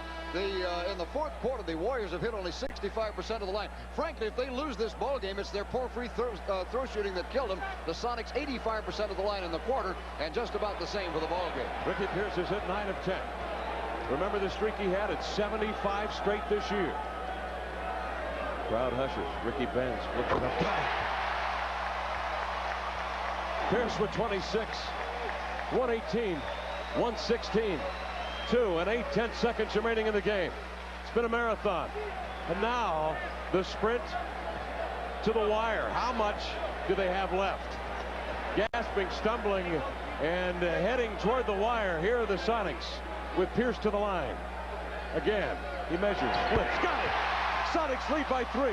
Here are the Warriors inbounds, 2 seconds, 1. Hardaway to midcourt, gets off the shot, it's airborne. He missed it! Sonics win! Sonics win! And they beat the Warriors! 119-116. The Sonics win it! And they head to the second round. Unbelievable game! What a series! And a high five for the Warriors to midcourt, showing some class. A tremendous series between these two basketball teams. George Karl gives Timmy Hardaway a hug and sends him off to the Warrior locker room where they will lament the loss in 4 games to the Sonics. 119-116. Sonics over the Warriors. They've won the series 3 games to 1. We'll be back with a recap in a moment on the Sonics Broadcasting Network. Don't forget to stop by the ticket office on the west side. To the second left, and it fell short. And Hardaway, who is excellent at three-point range and has hurt the Sonics a lot with that this year tonight, at three-point range in the second half was only 1 out of 8. 1 out of 8 in the second half for Hardaway at three-point range. And Don Nelson Jr., the son of the coach, Don Nelson, getting a hug from George Karl, who wants to go out. Boy, I tell you, he is really alleviated not having to go down and play. A hug for Marshall Onis. Actually, although the series got very tough physically at times, then of course for Hardaway and also going by him, Chris Gatling, it was an excellent series. You could not ask for any better basketball than the Sonic fans have seen here on their home court. Now, we do not know who the next opponent will be. Probably Utah. If they are, it will be Utah having the home court advantage. The first 2 games to be played up there on a couple of nights next week. Utah and the LA Clippers will be playing at the Clippers Arena on Saturday afternoon. Game time has not yet been announced. Again, the victorious Sonics, Ricky Pierce, veteran, who tonight wound up, let's see, what did we have him for? 28 points. Ricky Pierce wound up with 27 points in the ball game. Sean Kemp had a double-double, 21 points and 20 rebounds. A fantastic effort by Sean Kemp. We'll be back with more in just a moment here on the Sonics Broadcasting Network. Fans, we remind you, don't forget to stop by the ticket office on the west side of the Coliseum on your way out. Tickets are on sale now for home games. All right, the Seattle SuperSonics victorious at 119-116. In just a few moments, we'll be going down on the floor as Kevin Calabro will have one of the victorious Seattle SuperSonics. The Sonics tonight winning the rebound battle 60-41, and I believe in the beginning of the series, it was kind of determined whoever controlled the boards would control the series. The Sonics controlled the boards in every game except the one which they lost to the Warriors down at Golden State last weekend. So tonight a 60-41 rebound edge. As far as the turnovers were concerned, it was not a big factor tonight, although the Sonics 17 did produce 22 points, the Warriors 7 producing 11 points. Both teams shot about the 7, neither one of them real well, about the same, I should say. 47% for Seattle and 44% for Golden State. I believe Eddie Johnson is going to be our special guest in just a moment down on the court. As a matter of fact, I think we're ready to go down, and Kevin Calabro with Eddie Johnson. Go ahead, Kevin. Eddie, I haven't had time to say congratulations, baby. Nice game, man. Oh, that was just a hell of a game. That was I know that's as exciting a game as you've ever been a part of. Definitely. I'm just so proud of this team. You know, when I came here last year, we were so much down in the dump. We really didn't know where we were going. And just to be a part of these guys coming together and getting to this point, it's just shown how much we pulled together and how George Karl had pulled us together. It's just amazing that we beat a great team, a team that would not die. I mean, every time we got a lead, they found a way to get back, even down to the last few minutes. And if anything, they definitely got us ready for this next round. All right, we're going to take a look at some replays, and why don't we go ahead and roll while we pull the public address system microphone over here, and we at the same time can get Eddie's accounts of the game to the crowd here. Why don't we grab the PA mic? Eddie, the inside play tonight, the Sonics scored early and often in the paint. I thought that was the big key. Definitely. We felt all along during the series that our inside game was the key to us winning. And what happened, they started to play our inside game, and that opened up for jump shots for myself and Ricky, Nate McMillan, and Dana Barrow. and we nailed them. And that really caused problems for them because now they got to play it either way, and it gave Sean the freedom to roam in there. Yeah, indeed. And, boy, Sean Kemp just hit some. Let's move back here just a tad here, Eddie, so we can get you on the public address system as well. Eddie Johnson with 26 points tonight. Eddie, we were talking about Sean Kemp's play tonight. He threw down 2 extraordinary jams. Just when you think you've seen it all, he does something to just send your head spinning. Well, we come to expect that from Sean. I think we all take him a little granted, and that when he throw down those dunks, they look kind of natural. But that was definitely a poster dunk tonight that he put on the list. The play of the Warriors was exemplary. They came from 9 back with 5:41 to go. They took the lead, and wow, maybe a flashback of Game 3 when you had the 11-point lead with 6 minutes to go, huh? Well, you know, they never let down the whole series. Every time we got a lead on them, they found a way to come back. Even in Game 1, every victory we earned, and you have to give them a lot of credit. If anything, they definitely got us ready for the second round because even the last shot, Marshallonis hit the 3-pointer. I mean, it just still caused more problems for us. So we worked as hard as we can to pull out these victories, and you know, it's just amazing that we've come together. Eddie, you've been in these wars before, many. So has Ricky Pierce, but Sean Kemp has not played in many of these before. Obviously, only the 1 playoff appearance. That was last year against Portland. He came up and was just sensational in the playoffs, averaging 15 rebounds coming in. He had 20 tonight. But the other guy I thought that really came of age tonight was Gary Payton with